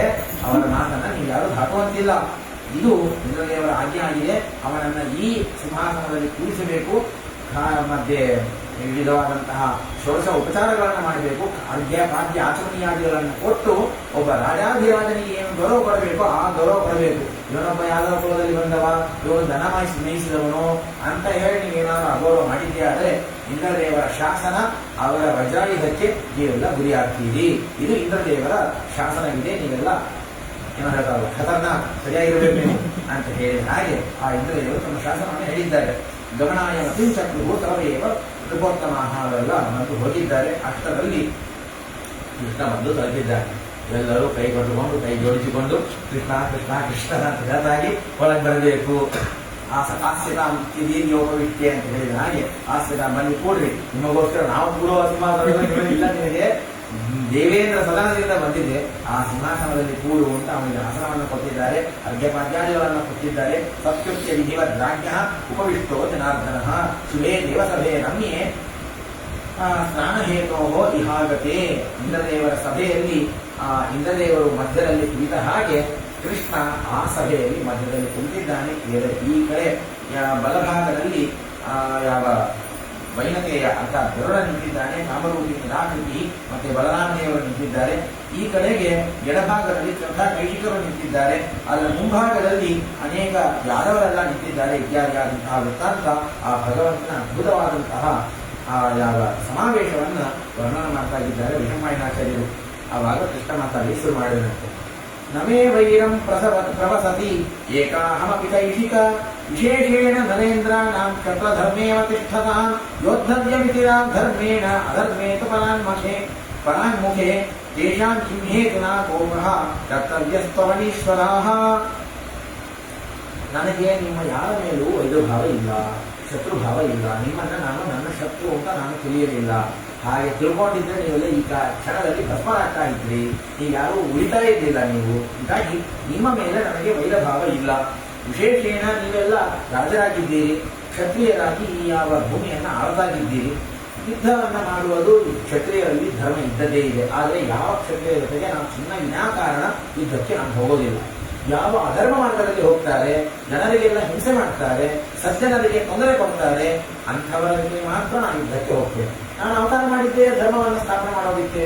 ಹಾಗಾಗಿ ತದಾತ್ಮಾನ ಸೃಜಾಮ್ಯ ಅಂತ ಕೃಷ್ಣ ಮುಂದೆ ಹೇಳೋನಿದ್ದಾನೆ. ಹೀಗಾಗಿ ಧರ್ಮವನ್ನು ಸ್ಥಾಪನೆ ಮಾಡೋದಕ್ಕಾಗಿ ಬಂದವ. ನಾನು ಧರ್ಮ ಸ್ಥಾಪನೆ ಮಾಡಿಲ್ಲ ಅಂತಂದ್ರೆ ನನ್ನ ಕೆಲಸವೇ ವ್ಯರ್ಥವಾಗುತ್ತೆ, ಬಂದದ್ದೇ ಇಳಿದು ಬಂದಿದ್ದೇ ವ್ಯರ್ಥವಾಗುತ್ತೆ. ಹೀಗಾಗಿ ನಾನು ಅವತಾರ ಮಾಡಿದ್ದು ಇದಕ್ಕೋಸ್ಕರ. ನಾನೇನಾದರೂ ನಿಮಗೆ ತೊಂದರೆ ಕೊಟ್ಟಿದ್ರೆ, ಮನಸ್ಸಿಗೆ ಏನಾದರೂ ನೋವು ಕೊಟ್ಟಿದ್ರೆ ಕ್ಷಂತವ್ಯ. ನಾನು ಕ್ಷಂತವ್ಯಂ ರೋಚತೆ ಸ್ನಾಕಂ ಹಿತವೈರಾಹ ಭವಂತುತೆ. ನಾನು ನಿಮ್ಮವರನ್ನ ಬಹಳ ಜನರನ್ನ ಕೊಂದಿದ್ದೇನೆ. ಆ ಮನಸ್ಸಿನ ನೋವು ಏನಾದರೂ ಮಾಡಬೇಕು, ಸೇಡು ತೀರಿಸ್ಕೋಬೇಕು, ಇದೆಲ್ಲ ಮನಸ್ಸಲ್ಲಿ ಇರತ್ತೆ, ಕಣ್ಣಲ್ಲಿ ಕಾಣಿಸ್ತಾ ಇದೆ ನನಗೆ. ಹೀಗಾಗಿ ಅದು ನಿಮಗೆ ಇರೋದು ಸಹಜ. ಕ್ಷಮೆ ಮಾಡಿ. ಅವರು ಮಾಡಿದ ತಪ್ಪಿಗೆ ಅವರು ಹೊಂದಿದಂತಹ ಶಿಕ್ಷೆ. ಪರ್ಸನಲ್ ಆಗಿ ಅವರನ್ನ ಕೊಲ್ಲಬೇಕು, ಅವರನ್ನ ನೋಡಿದ್ರೆ ನನಗೆ ಆಗೋದಿಲ್ಲ, ಹಾಗೆ ನಾನು ಬಂದವನಲ್ಲ. ಅವರೆಲ್ಲ ಬೇಕಾದ್ರೆ ನನ್ನ ಮೇಲೆ ಹಾಗೆ ಸೇರಿ ತೀರ್ಕೊಂಡಿದ್ದುಂಟು. ಕೃಷ್ಣ ನನಗೆ ಆಗೋದಿಲ್ಲ, ದ್ವೇಷದಿಂದ ಬಂದವರು. ನನಗೆ ಯಾವ ದೋಷವೂ ಇಲ್ಲ ನನ್ನಲ್ಲಿ. ಹುಡುಕಿ ನೋಡಲು ಯಾವ ದೋಷವೂ ನನ್ನಲ್ಲಿ ಇಲ್ಲ. ಹೀಗಾಗಿ ದೇಶಾದಿಗಳು ನನ್ನಲ್ಲಿ ಅಸಂಭವ. ನಾವು ಯಾರ ಮೇಲೆಯೂ ನಾನು ದ್ವೇಷದಿಂದ ನಾನು ಯುದ್ಧಕ್ಕೆ ಪ್ರವೃತ್ತನಾದವನಲ್ಲ. ಅವರು ಬಂದದನ್ನ ನಾನು ಬಿಡೋದಿಲ್ಲ. ಅದರ ಮಾರ್ಗಕ್ಕೆ ಸೇರಿದವರು ಅನ್ನೋದಕ್ಕಾಗಿ ಅವರನ್ನು ಶಾಸನ ಮಾಡಿದ್ದೇ ಹೊರತು ನಾನು ಯಾರನ್ನು ಶಾಸನ ಮಾಡುವ ಬುದ್ಧಿಯನ್ನ ಪಡೆದವನಲ್ಲ. ಹೀಗಾಗಿ ಯಾರ್ಯಾರು ಹೋಗಿದ್ದಾರೆ, ಹೋದರು. ಮತ್ತೆ ರಣರಂಗದಲ್ಲಿ ಯುದ್ಧ ಮಾಡಿ ಸತ್ತಿದ್ದಾರೆ ಅಂದ್ರೆ ಅಲ್ಲ, ಅವರು ಉತ್ತಮ ಲೋಕವನ್ನು ಹೊಂದಿದ್ದಾರೆ. ಕ್ಷತ್ರಿಯರು ಯುದ್ಧರಂಗದಲ್ಲಿ ಅವರು ಪ್ರಾಣವನ್ನ ಕಳ್ಕೊಂಡಿದ್ದಾರೆ ಅಂತಂದ್ರೆ ಅವರಷ್ಟು ಧನ್ಯರು ಯಾರಿದ್ದಾರೆ? ಅವರೇ ಧನ್ಯರು. ಕ್ಷತ್ರಿಯರು ಅಂತಂದ್ರೆ ಏನೋ ರೋಗ ರುಜಿನ ಬಂದು ಹಾಸಿಗೆ ಮೇಲೆ ಬಿದ್ದು ಪ್ರಾಣವನ್ನ ಕಳ್ಕೋಬಾರದು. ಕ್ಷತ್ರಿಯರು ಅಂತಂದ್ರೆ ಯುದ್ಧರಂಗದಲ್ಲೇ ಪ್ರಾಣವನ್ನು ಬಿಡಬೇಕು. ಹಾಗೆ ಅವರೆಲ್ಲ ಬಂದಿದ್ದಾರೆ, ಹೋಗಿದ್ದಾರೆ, ಒಳ್ಳೆ ಗತಿಯನ್ನು ಹೊಂದಿದ್ದಾರೆ. ನೀವೆಲ್ಲ ಉಳ್ಕೊಂಡಿದ್ದೀರಿ. ನಾವು ಸಹಜವಾಗಿ ಸೌಜನ್ಯದಿಂದ ಒಳ್ಳೆ ಸೌಮನಸ್ಸದಿಂದ ಇರೋಣ. ಇನ್ನೇ ನಮ್ಮಲ್ಲಿ ಯಾವುದೇ ವಿರೋಧ ಬೇಡ. ನಾನು ವಿರೋಧವನ್ನು ಬಯಸೋದಿಲ್ಲ, ಯುದ್ಧವನ್ನು ಬಯಸೋನಲ್ಲ, ನಾನು ಸರ್ವಥಾ ಅಲ್ಲ. ಹಾಗೆ ನಾನು ಯುದ್ಧವನ್ನು ಬಯಸಿದರೆ ನನ್ನ ಎದುರಿಗೆ ಒಬ್ಬ ಪುರುಷ ಬ್ರಹ್ಮಾದಿ ದೇವತೆಗಳು ಸಹಿತ ನನ್ನ ಎದುರಿಗೆ ನಿಲ್ಲಲಾರದು. ಅಂತಹ ಸಮರ್ಥ ನಾನು. ನನ್ನಿಂದ ಇದೆಲ್ಲ ಆಗೋದಲ್ಲ. ನಿಮ್ಮಿಂದ ಈ ರೀತಿಯಾಗಿ ಯುದ್ಧ ಮಾಡೋದಕ್ಕೆ ಸಾಧ್ಯವೇ ಇಲ್ಲ. ಹೀಗಾಗಿ ಯುದ್ಧವನ್ನು ಕೈ ಬಿಡೋಣ, ಸೌಜನ್ಯದಿಂದ ಇರೋಣ ಇತ್ಯಾದಿಯಾದಂತಹ ಭಗವಂತನ ಅದ್ಭುತವಾದಂತಹ ಮಾತು. ಇವೆಲ್ಲ ಆಯಿತು. ಕೃಷ್ಣನ ಹಾಗೂ ಭೀಷ್ಮಕನ ಸಂವಾದ ಶುರುವಾಗತ್ತೆ. ಭೀಷ್ಮಕ ಹೇಳ್ತಾನೆ, ಅಪ್ಪ ನೀನು ಎಂಥವ ಅಂತ ಗೊತ್ತಿದೆ, ನಿನ್ನ ಅಭಿಪ್ರಾಯ ಏನೆಂತ ಗೊತ್ತಿದೆ, ಆದರೆ ನನ್ನ ಮಗ ಕೇಳ್ತಾ ಇಲ್ಲ. ಹುಟ್ಟಿ ಇದ್ದಾನಲ್ಲ, ಏನಾದರೂ ಕೃಷ್ಣ ನಿನಗೆ ಕೊಡುವಂತಹ ವಿಚಾರ ಅವನಲ್ಲಿ ಇಲ್ಲ. ಈ ವಿಧವಾದ ಸ್ವಯಂವರವನ್ನ ಇಟ್ಟಿದ್ದೇ ತಪ್ಪಾಯಿತು. ಭೀಷ್ಮಕ ಈ ಮಾತನ್ನು ಹೇಳ್ತಾನೆ. ಹರಿವಂಶದಲ್ಲಿ ಅದ್ಭುತವಾದಂತಹ ಮಾತು. ಕೃಷ್ಣನ ಮಡದಿಯಾದಂತಹ ಲಕ್ಷ್ಮೀದೇವಿಯ ಅವತಾರನಾದಂತಹ ರುಕ್ಮಿಣಿಯನ್ನ ಕೃಷ್ಣನಿಗೆ ನೇರವಾಗಿ ಕರೆದು ಕೊಡುವುದೇ ಧರ್ಮವೇ ಹೊರತು ನಾನು 10,000 ಜನರನ್ನ ಕರೆಸಿದೆ, ಯಾರು ಬೇಕಾದರೂ ಬರ್ರಿ, ರುಕ್ಮಿಣಿಗೆ ಯಾರನ್ನ ಮದುವೆ ಮಾಡಬೇಕು ಅಂತ ಅಪೇಕ್ಷೆ ಇದೆಯೋ ಅವರನ್ನ ರುಕ್ಮಿಣಿ ಮತ್ತೆ ಮಾಲೆಯನ್ನು ಹಾಕಿ ಸ್ವೀಕಾರ ಮಾಡ್ಕೋತಾಳೆ. ಹೀಗೆ ನಾವು ಗಂಗೋರವನ್ನ ಹೊಡೆದು ಸ್ವಯಂವರವನ್ನ ಘೋಷಣೆ ಮಾಡಿದ್ದೇ ತಪ್ಪಾಯಿತು. ಇದು ನನ್ನ ಅಭಿಪ್ರಾಯವಲ್ಲ, ನನ್ನ ಅಭಿಪ್ರಾಯದಿಂದ ನನಗೋದಲ್ಲ, ಕ್ಷಮೆ ಮಾಡಬೇಕು ಕೃಷ್ಣ, ಇದು ನನ್ನ ಅಭಿಪ್ರಾಯವಲ್ಲ. ರುಕ್ಮಿ ನನ್ನ ಮಾತನ್ನ ಕೇಳ್ತಾ ಇಲ್ಲ, ನಾ ಏನ್ ಮಾಡಲಿ? ಯಾವತ್ತು ತಂದೆಯಾದವನು ಈ ಮಾತನ್ನು ಹೇಳಬಾರದು. ಯಾವತ್ತು ತಂದೆಯ ಸ್ಥಾನದಲ್ಲಿ ಇರ್ತಕ್ಕಂಥವರು ಮಗ ನನ್ನ ಮಾತನ್ನು ಕೇಳ್ತಾ ಇಲ್ಲ, ನಾ ಏನ್ ಮಾಡಲಿ? ನಾವೆಲ್ಲ ಹೇಳ್ತಿದ್ದೀವಿ, ಮೂರು ಹೊತ್ತು ಸಂಧ್ಯಾವಂದನೆ ಮಾಡೋ, ಹಣೆಗೆ ಅಂಗರಾಕ್ಷಂತೆ ಹಚ್ಚಿಕೋ, ದೇವಸ್ಥಾನಕ್ಕೆ ಹೋಗು, ಪಕ್ಕದಲ್ಲಿ ರಾಯರಿದ್ದಾರೆ, ವಾಜರಾಜರಿದ್ದಾರೆ, ಸತ್ಯಜ್ಞಾನರಿದ್ದಾರೆ, ವ್ಯಾಸರಾಜರಿದ್ದಾರೆ, ಹೋಗಿ ನಮಸ್ಕಾರ ಮಾಡು, ಅರ್ಧರಾತ್ರಿಗೆ ನಮಸ್ಕಾರ ಮಾಡು. ನಾನು ಹೇಳ್ತಾ ಇದ್ದೀನಿ, ನನ್ನ ಮಗ ಕೇಳ್ತಾ ಇಲ್ಲ, ನನ್ನ ಮಗಳು ಕೇಳ್ತಾ ಇಲ್ಲ. ಏನೇನೋ ಮಾಡ್ಕೋಬೇಡ, ಒಳ್ಳೆ ರೂಪವನ್ನ ಮಾಡ್ಕೊಳ್ತೀನಿ ಅಂತ ರೂಪವನ್ನ ಸರಿಯಾಗಿ ಮಾಡ್ಕೊಳ್ತೀನಿ ಅಂತ ರೂಪ ಮಾಡ್ಕೋಬೇಡ, ಪೇಂಟ್ ಹಚ್ಕೋಬೇಡ, ಎಲ್ಲ ನಾನು ಹೇಳ್ತೀನಿ. ಇದ್ದ ಸ್ಫುರದ್ ರೂಪವನ್ನ ಕಳೆದುಕೊಳ್ಳುವಂತಹ ರೀತಿಯಲ್ಲಿ ಹೀಗೆಲ್ಲ ಇರಬೇಡ, ವರ್ತನ ಸರಿಯಲ್ಲ, ನಾ ಎಲ್ಲ ಹೇಳ್ತೀನಿ. ನಮ್ಮ ಮಕ್ಕಳು ಕೇಳೋದಿಲ್ಲ, ನಾ ಏನ್ ಮಾಡ್ಲಿ ಅಂತ ಹೇಳಿ ನಾವು ಬಚಾವ್ ಆಗೋದಲ್ಲ. ಅಲ್ಲಿಂದ ನಮ್ಮ ದಾರಿಯನ್ನ ನಾನು ಹೇಳ್ಬಿಟ್ಟೆ, ನನ್ನ ಜವಾಬ್ದಾರಿ ಮುಗಿದು ಹೋಯಿತು, ಅಲ್ಲಿಗೆ ಮುಗಿಯೋದಲ್ಲ. ಯಾರು ಹೇಳಿದ್ರೆ ಅವ್ರು ಕೇಳ್ತಾರೋ ಹಾಗೆ ಹೇಳಬೇಕು. ನಾವು ಬೈಬೇಕು, ಹೊಡಿಬೇಕು, ಜಬರ್ದಸ್ತ್ ಮಾಡಬೇಕು ಅದಲ್ಲ. ಶಾಸ್ತ್ರಗಳನ್ನು ಹೇಳ್ತಾ ಇಲ್ಲ. ಯಾರನ್ನ ಹಿಂಸೆ ಮಾಡಬೇಕು, ಕಣ್ಣಿಂದ ನೀರು ತರಿಸಬೇಕು, ಮಕ್ಕಳು ಅಂತಂದ್ರೆ ಹೊಡ್ತಾ ಇರಬೇಕು, ಬಡಿತಾ ಇರಬೇಕು, ಶಾಸ್ತ್ರಗಳು ಹೇಳ್ತಾ ಇಲ್ಲ. ಆದ್ರೆ ಕೆಲವು ಮಕ್ಕಳು ಅದಕ್ಕೂ ಮೇಲೆ ನಾವು ಏನ್ ಮಾಡಿದ್ರು ಕೇಳೋದಿಲ್ಲ, ಅದು ಅವರ ಮನೆ ಬರಹ. ಅಂತೂ ನಾನು ಹೇಳ್ತೀನಿ, ಅವ್ರು ಕೇಳ್ತಾ ಇಲ್ಲ, ನಾ ಏನ್ ಮಾಡ್ಲಿ? ಈಗ ನನ್ನ ಕೈಯನ್ನ ಮೀರಿದೆ, ಇದೆಲ್ಲ ಹೇಳಬಾರ್ದಂತ ಆದಷ್ಟು ಪ್ರಯತ್ನ ಮಾಡ್ತಾ ಇರಬೇಕು. ಶ್ರೀಪಾದಂಗಳವರು ಒಂದ್ಸಲ ಹೇಳಿದ್ರು ನಮ್ಮ ಪ್ರವಚನದಲ್ಲಿ, ಬಹಳ ಅದ್ಭುತವಾದ ಮಧುರವಾದ ವಾಣಿ. ಮನುಷ್ಯರಿಗೆ ಯಾವತ್ತೂ ತಮ್ಮ ಮಕ್ಕಳನ್ನು ಶಾಸನೆ ಮಾಡುವಾಗ ತೆಗೆದ ಕೂಡಲೇ ಸಮಾಧಾನ ಭೇದ ದಂಡ ಇಷ್ಟಿದೆ, ನೇರವಾಗಿ ದಂಡಕ್ಕೆ ಹೋಗಬಾರ್ದು ಅಂತ ಹೇಳಿ ನನ್ನ ಮಗು ಮೇಲೆ ಬಹಳ ಅಭಿಮಾನರಿ ಅಂತ ಹೇಳಿ ಬಹಳಷ್ಟು ಅಚ್ಚುಮೆಚ್ಚಾಗಿ ಅವನನ್ನು ಬೆಳೆಸ್ತಾ ಇದ್ದೀನಿ. ಒಂದೇ ಮಗಳು, ನಾನು ಬಹಳ ಅಭಿಮಾನದಿಂದ ಬೆಳೆಸಿದ್ದೀನಿ. ನಾನು ಬೈದಿದ್ದೇ ಇಲ್ಲ ರೀ. ಏನಿದು ಬೈಬಾರ್ದು ಅಂತ ಯಾಕೆ ಹೇಳಿದ್ದು? ಬಂಗಾರ ಚೆನ್ನಾಗಿ ಒಳ್ಳೆ ಆಭರಣ ಆಗಬೇಕು ಅಂತಂದ್ರೆ ಅದನ್ನು ಚೆನ್ನಾಗಿ ಕಾಯಿಸಬೇಕು. ಅದು ಚೆನ್ನಾಗಿ ಅದಕ್ಕೆ ಒಳ್ಳೆ ರೂಪ ಬರಬೇಕು, ಅದರ ಒಂದು ಪ್ಯಾಟರ್ನ್ ಬರಬೇಕು, ಅದರ ಒಂದು ಪರಿಣಾಮ ಆಗಬೇಕು ಅಂದ್ರೆ ಚೆನ್ನಾಗಿ ಕಾಯಿಸ್ತಾರೆ, ಅದನ್ನು ಹೊಡಿತಾರೆ. ಅದೆಲ್ಲ ಮಾಡಿದ್ರೇನೆ ಅದು ಪ್ರತಿಮೆ ಚೆನ್ನಾಗಿ ಬರುತ್ತೆ. ಶಿಲ್ಪನಾದವನು ಕಲ್ಲು ಚೆನ್ನಾಗಿದೆ ಪಾಪ, ಅದನ್ನು ಹೊಡೆದ್ರೆ ಅದಕ್ಕೆ ನೋಯ್ತದೆ ಅಂತ ಹೇಳಿ ಸುಮ್ಮನೆ ಕೂತಿದ್ರೆ ಅದು ಪ್ರತಿಮೆ ಆಗೋದಿಲ್ಲ. ಹೀಗಾಗಿ ಶಾಸನ ಮಾಡಬೇಕಾದದ್ದು ಅದು ತಂದೆ ತಾಯಿಗಳ ಕರ್ತವ್ಯವಾಗತ್ತೆ. ಆದರೆ ಆ ಶಾಸನ ಹೇಗಿರಬೇಕು ಅಂತಂದ್ರೆ ಅದೊಂದು ಕ್ಷಣ, ಎರಡು ಕ್ಷಣ, ಬಹಳ ಒಂದು ನಿಮಿಷದ ಮೇಲೆ ಮಕ್ಕಳಿಗೆ ನೆನಪುಳಿಬಾರ್ದಂತೆ. ನನ್ನ ಅಪ್ಪ ನಾನು ಎಷ್ಟು ಬೈದು ಬಿಟ್ಟ, ಎಷ್ಟು ಹೊಡೆದ, ಇನ್ನೂ ನೋಡ್ತಾ ಇದೆ. ಕೆಲವರು ಹೊಡಿತಾರೆ ನೋಡಬೇಕು, 5 ಬೆರಳು ಕೈಯಲ್ಲೇ ಅವರ ಫಿಂಗರ್ ಪ್ರಿಂಟ್ ಬಿದ್ದಿರುತ್ತದು. ಹಾಗೆ ಮಕ್ಕಳನ್ನು ಹೊಡೆಯೋದಲ್ಲ, ಶಾಸನೆ ಮಾಡೋದಲ್ಲ. ಆದರೆ ಮಕ್ಕಳು ಧರ್ಮ ಮಾರ್ಗವನ್ನು ಬಿಟ್ಟು ಹೋಗಿರಬಾರದು, ಧರ್ಮ ಮಾರ್ಗದಲ್ಲೇ ಇರಬೇಕು. ಅದರಂತೆ ಶಾಸನೆ ಮಾಡಬೇಕಾದದ್ದು ಒಬ್ಬ ತಂದೆಯ ಕರ್ತವ್ಯ. ಉದರ ಪೂರಣ ಮಾಡುವುದು ತಾಯಿಯ ಕರ್ತವ್ಯ. ಅವರ ದೇಹವನ್ನ ಒಳ್ಳೆ ಆರೋಗ್ಯಕರವಾಗಿ ನೋಡಿಕೊಳ್ಳುವುದು ತಾಯಿಯ ಕರ್ತವ್ಯ ಹೇಗೋ, ಅವನ ಬುದ್ಧಿಯನ್ನು ನೋಡಿಕೊಳ್ಳುವುದು ತಂದೆಯ ಕರ್ತವ್ಯ. ಅವನು ಏನು ಯೋಚನೆ ಮಾಡ್ತಾ ಇದ್ದಾನೆ. ಕೆಲವರ ಮನೆಗಳಲ್ಲಿ ನೋಡ್ತೀವಿ, ಬರೀ ಆಕಳಿಗೆ, ದನಕ್ಕೆ ಅಥವಾ ನಾಯಿಗೆ ಊಟಕ್ಕೆ ಹಾಕಿ ಬೆಳೆಸುವಂತೆ ಮಕ್ಕಳನ್ನು ಬೆಳೆಸ್ತಿರ್ತಾರೆ. ಏನು ವಾರ್ತಾಲಾಪವೇ ಇರೋದಿಲ್ಲ.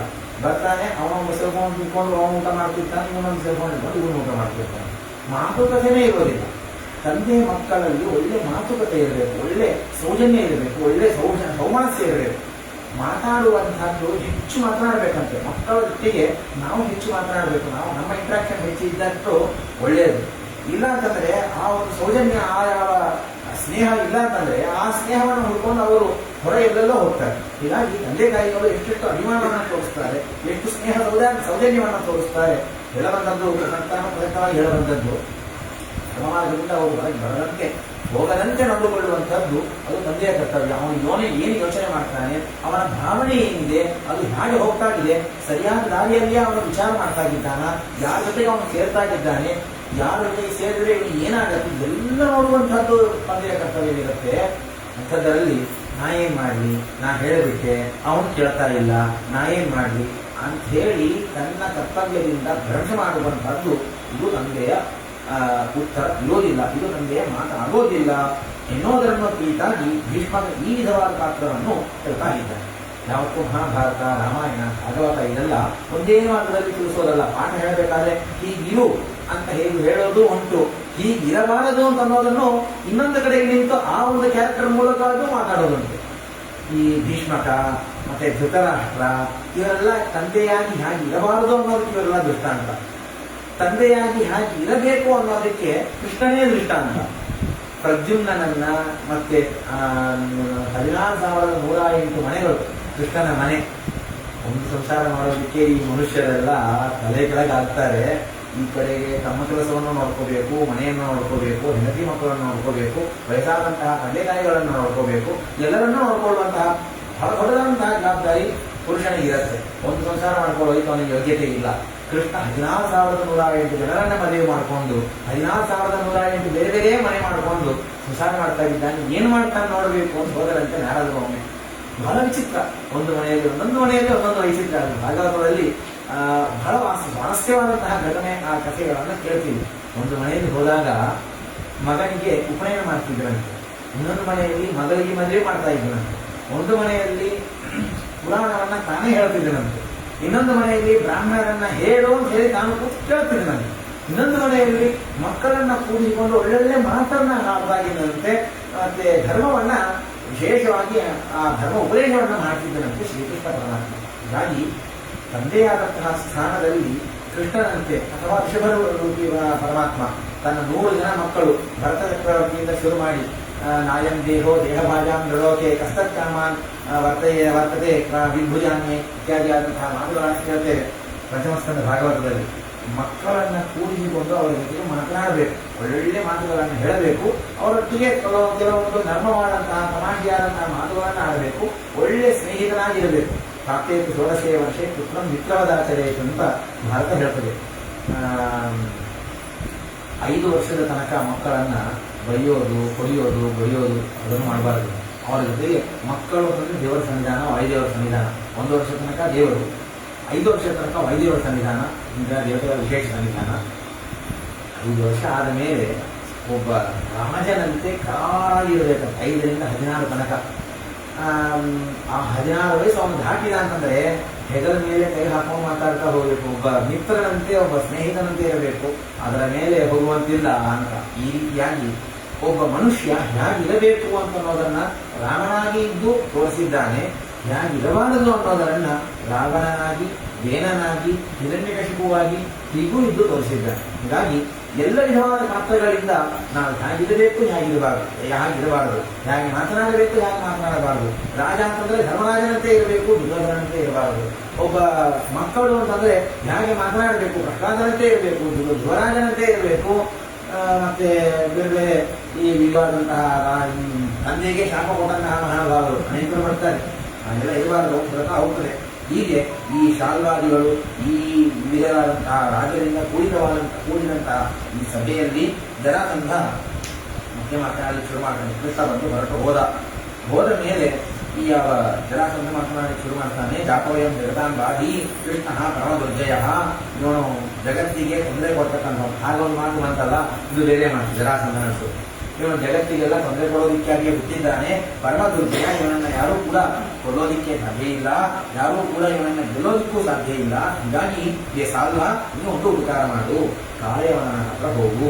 ಇದೇ ಯದುಕುಲಕ್ಕೆಲ್ಲ ಆಚಾರ್ಯ ಸ್ಥಾನದಲ್ಲಿ ಇರ್ತಕ್ಕಂಥವರು ಸಂದೀಪಿನಿ ಆಚಾರ್ಯರು, ಆ ಗುರುಗಳಿಗೆಲ್ಲ ಗುರುಗಳ ಸ್ಥಾನದಲ್ಲಿ ಇರ್ತಕ್ಕಂಥವರು ಅವರು. ಅಂತಹ ಅವರಂತೆ ಆ ಗುರುಪುತ್ರ ಸ್ಥಾನದಲ್ಲಿ ಇರ್ತಕ್ಕಂಥವನು ಈ ಯಾವ ಕಾಲಯವನ, ಯಾವ ಕೃಷ್ಣನನ್ನ ಕೊಲ್ಲೋದಕ್ಕಾಗಿಯೇ ಹುಟ್ಟಿದವನೇನೋ ನಾನಿ ಅವನನ್ನ ಸಂಹಾರ ಮಾಡೋದಿಕ್ಕೆ, ಕೃಷ್ಣನ ಜೊತೆ ಯುದ್ಧ ಮಾಡೋದಿಕ್ಕೆ ಇವನೇ ಸರಿಯಾದಂತಹ ವ್ಯಕ್ತಿ. ಅವನನ್ನು ಹೋಗಿ ಭೇಟಿ ಮಾಡಿಕೊಂಬ, ದೂತನಾಗಿ ಹೋಗು ಅಂತ ಕೊಟ್ಟು ಕಳಿಸ್ತಾ. ಈ ಕಡೆ ಈ ಸಾಲ್ವ ದೂರವಾಗಿ ಹೋಗ್ತಾ ಇದ್ದಾನೆ, ಬಹುದೂರ ಹೋಗ್ತಾ ಇದ್ದಾನೆ. ಅವರು ಮೇಲ್ಛಲೆಯಲ್ಲಿ ಇರ್ತಕ್ಕಂಥವನು ಎಲ್ಲೋ ಹೋಗಿಬಿಟ್ಟಿದ್ದಾನೆ. ನಿತ್ಯದಲ್ಲಿ ಕೃಷ್ಣನನ್ನ ಕೊಲ್ಲುವ ಸಂದರ್ಭ ಯಾವಾಗ ಬರುತ್ತೆ, ಏನ್ ಬರುತ್ತೆ ಕಾಯ್ತಾ ಕೂತಿದ್ದಾನವನು. ಆವಾಗ ಸಾಲ್ವ ಇವನು ಹೋಗಿದ್ದಾನೆ. ಹೋಗಿ ಈ ಅನೇಕ ವಿಧವಾದಂತಹ ವಾರ್ತಾಲಾಪವನ್ನು ಮಾಡ್ತಾ ಇದ್ದಾನೆ. ಜರಾಸಂಧ ನನ್ನನ್ನು ಕಳಿಸಿದ್ದಾನೆ, ಅವನ ದೂತನಾಗಿ ನನ್ನನ್ನು ಕಳಿಸಿದ್ದಾನೆ. ಹೀಗಾಗಿ ಇನ್ನು ಬರಬೇಕು, ಬಂದು ಕೃಷ್ಣನೊಟ್ಟಿಗೆ ಯುದ್ಧವನ್ನು ಮಾಡಬೇಕು ಅಂತ ಈ ವಿಚಾರವನ್ನು ಹೇಳ್ತಾ ಇದ್ದಾರೆ. ಏನು ವಿಚಾರ ಮಾಡಬೇಡ್ರಿ, ಜರಾಸಂಧ ನಮಗೆ ಬಹಳ ಬೇಕಾದಂಥವನು. ಯಾವ ಜರಾಸಂಧನ ಬಲದಿಂದ ನಾವೆಲ್ಲ ಇನ್ನು ಉಳಿದಿದ್ದೇವೆ. ಇಲ್ಲ ಅಂತಂದ್ರೆ ಕೃಷ್ಣ ಏನ್ ಮಾಡ್ತಾ ಇದ್ನೋ ಏನೋ. ಬೆನ್ನೆಲುವಾಗಿ ನಮಗೆಲ್ಲರಿಗೂ ಆ ಜರಾಸಂಧ ನಿಂತಿದ್ದಾನೆ ಅನ್ನೋದಕ್ಕಾಗಿ ನಾವೆಲ್ಲ ಬದುಕಿದ್ದೇವೆ, ರಾಜರಾಗಿ ನಾವು ಉಳ್ಕೊಂಡಿದ್ದೇವೆ. ಆ ಜರಾಸಂಧನಿಗೆ ಒಂದು ನೋವು, ಒಂದು ಸಮಸ್ಯೆ, ಅವನಿಗೇನೋ ಒಂದು ಸಮಸ್ಯೆ ಅಂತಂದ್ರೆ ನಾವು ಸುಮ್ಮನೆ ಇರೋದಿಲ್ಲ. ನಾನು ಖಂಡಿತ ಬರ್ತೇನೆ. ನನ್ನ ಬಹಳ ಅದ್ಭುತವಾದಂತಹ ಸೈನ್ಯ ಇದೆ. ಯಾರೂ ಕೂಡ ಸ್ವಪ್ನದಲ್ಲೂ ಇಂತಹ ದೊಡ್ಡದಾದಂತಹ ಸೈನ್ಯವನ್ನು ನೋಡಲಿಕ್ಕೂ ಸಾಧ್ಯ ಇಲ್ಲ. ಅಷ್ಟು ಮಹತ್ತರವಾದಂತಹ ಸೈನ್ಯವನ್ನು ಕರ್ಕೊಂಡು ಬರ್ತೇನೆ. ಕೃಷ್ಣನನ್ನ ನಾನೇ ಸಂಹಾರ ಮಾಡ್ತೇನೆ, ಯಾರಿಂದಲೂ ಆಗೋದಿಲ್ಲ, ನಾನು ಮಾಡ್ತೇನೆ ಅಂತ ಹೇಳಿ ಮಾತು. ಇದೆಲ್ಲ ಭಾಗವತದಲ್ಲಿ ಇನ್ನು ವಿಚಿತ್ರವಾದಂತಹ ಬಹಳ ಬೇರೆ ಬೇರೆ ಆದಂತಹ ಮಾತುಗಳನ್ನು ಕೇಳುತ್ತೇವೆ. ಹೀಗೆ ತಥೋ 12 ವರ್ಷಾಣಿ ಸೋಯಶ್ಚೂರ್ಣಂ ಅಭಕ್ಷಯತ್. ಈ ಯಾವ ಕಾಲಯವನ ಇವನು ಯಾರು ಅಂತಂದರೆ ಗಾರ್ಗ್ಯ ಮಹರ್ಷಿಗಳು ಅಂತ. ಈ ಯಾದವರಿಗೆಲ್ಲ ಕುಲಪುರೋಹಿತರವರು. ಅವರನ್ನ ಯಾದವರೆಲ್ಲ ಸೇರ್ಕೊಂಡು ಒಂದ್ಸಲ ಅಪಹಾಸ ಮಾಡಿದಂತೆ. ಇವರು ನಪುಂಸಕರು, ಇವರೆಲ್ಲ ಕೂಸ್ತವರೇ ಇಲ್ಲ, ಹೀಗೆಲ್ಲ ಅಪಹಾಸ ಮಾಡಿಬಿಟ್ಟಿದ್ದಾರೆ. ಅವರಿಗೆ ಬಹಳ ನೋವಾಯಿತು. 12 ವರ್ಷ ತಪಸ್ಸನ್ನು ಮಾಡಿದಂತೆ. ಕೃಷ್ಣನನ್ನ ಈ ಯಾದವರ ಜನರನ್ನೂ ಕೂಡ ಸಂಹಾರ ಮಾಡುವಂತಹ ಒಬ್ಬ ಮಗ ಹುಟ್ಟಬೇಕು ಅಂತ ರುದ್ರದೇವರನ್ನು ಕುರಿತು ಅವರು ತಪಸ್ಸನ್ನು ಮಾಡಿದ್ದಾರೆ. ತಪಸ್ಸು ಮಾಡುವಾಗ ನಿತ್ಯ ಕಬ್ಬಿಣವನ್ನು ತಿಂದು ತಪಸ್ಸನ್ನು ಮಾಡಿದ್ದಾರೆ.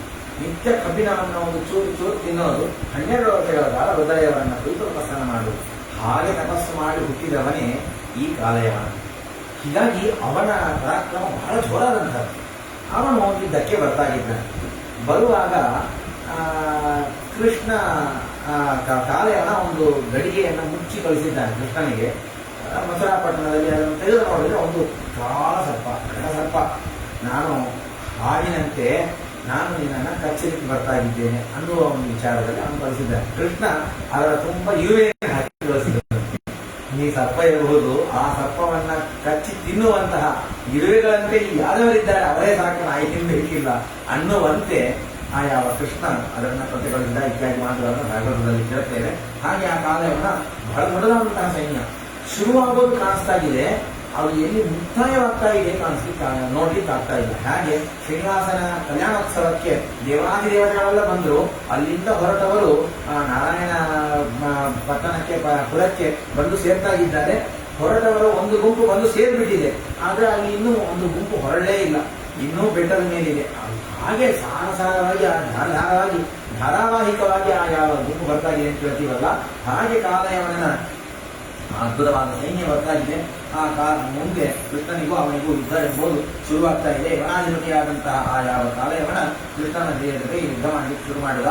ಮಾಡ್ತಾ ಶಟಾಸ್ ಕುಶಾಲ ದರದಾಹ ಪಾರದಾಹ ಶೃಂಖಲಾ ಕಥಾಹ ಪಕ್ವಲಾಹ ಶತನಶ್ಚಾನ್ಯೇ ಪ್ರೇಕ್ಷಾಹ ಹಿಮವತಾಂತಹ ಬಂದವರು ಒಬ್ಬೊಬ್ಬರು ಕೂಡ ಅತ್ಯಂತ ಘೋರವಾದಂತಹ ಆಯುಧವನ್ನ, ಆ ಯವನರು ಎಲ್ಲರೂ ಕೂಡ ಅತ್ಯಂತ ಘೋರವಾದಂತಹ ಆಯುಧಗಳನ್ನು ಹಿಡಿದು ಬರ್ತಾ ಇದ್ದಾರೆ. ರೇಣುನಾ ಸೂರ್ಯಮಾನಂತೂ ಸಮವಚ್ಛಾದ್ಯ ಪಾರ್ಥಿವ.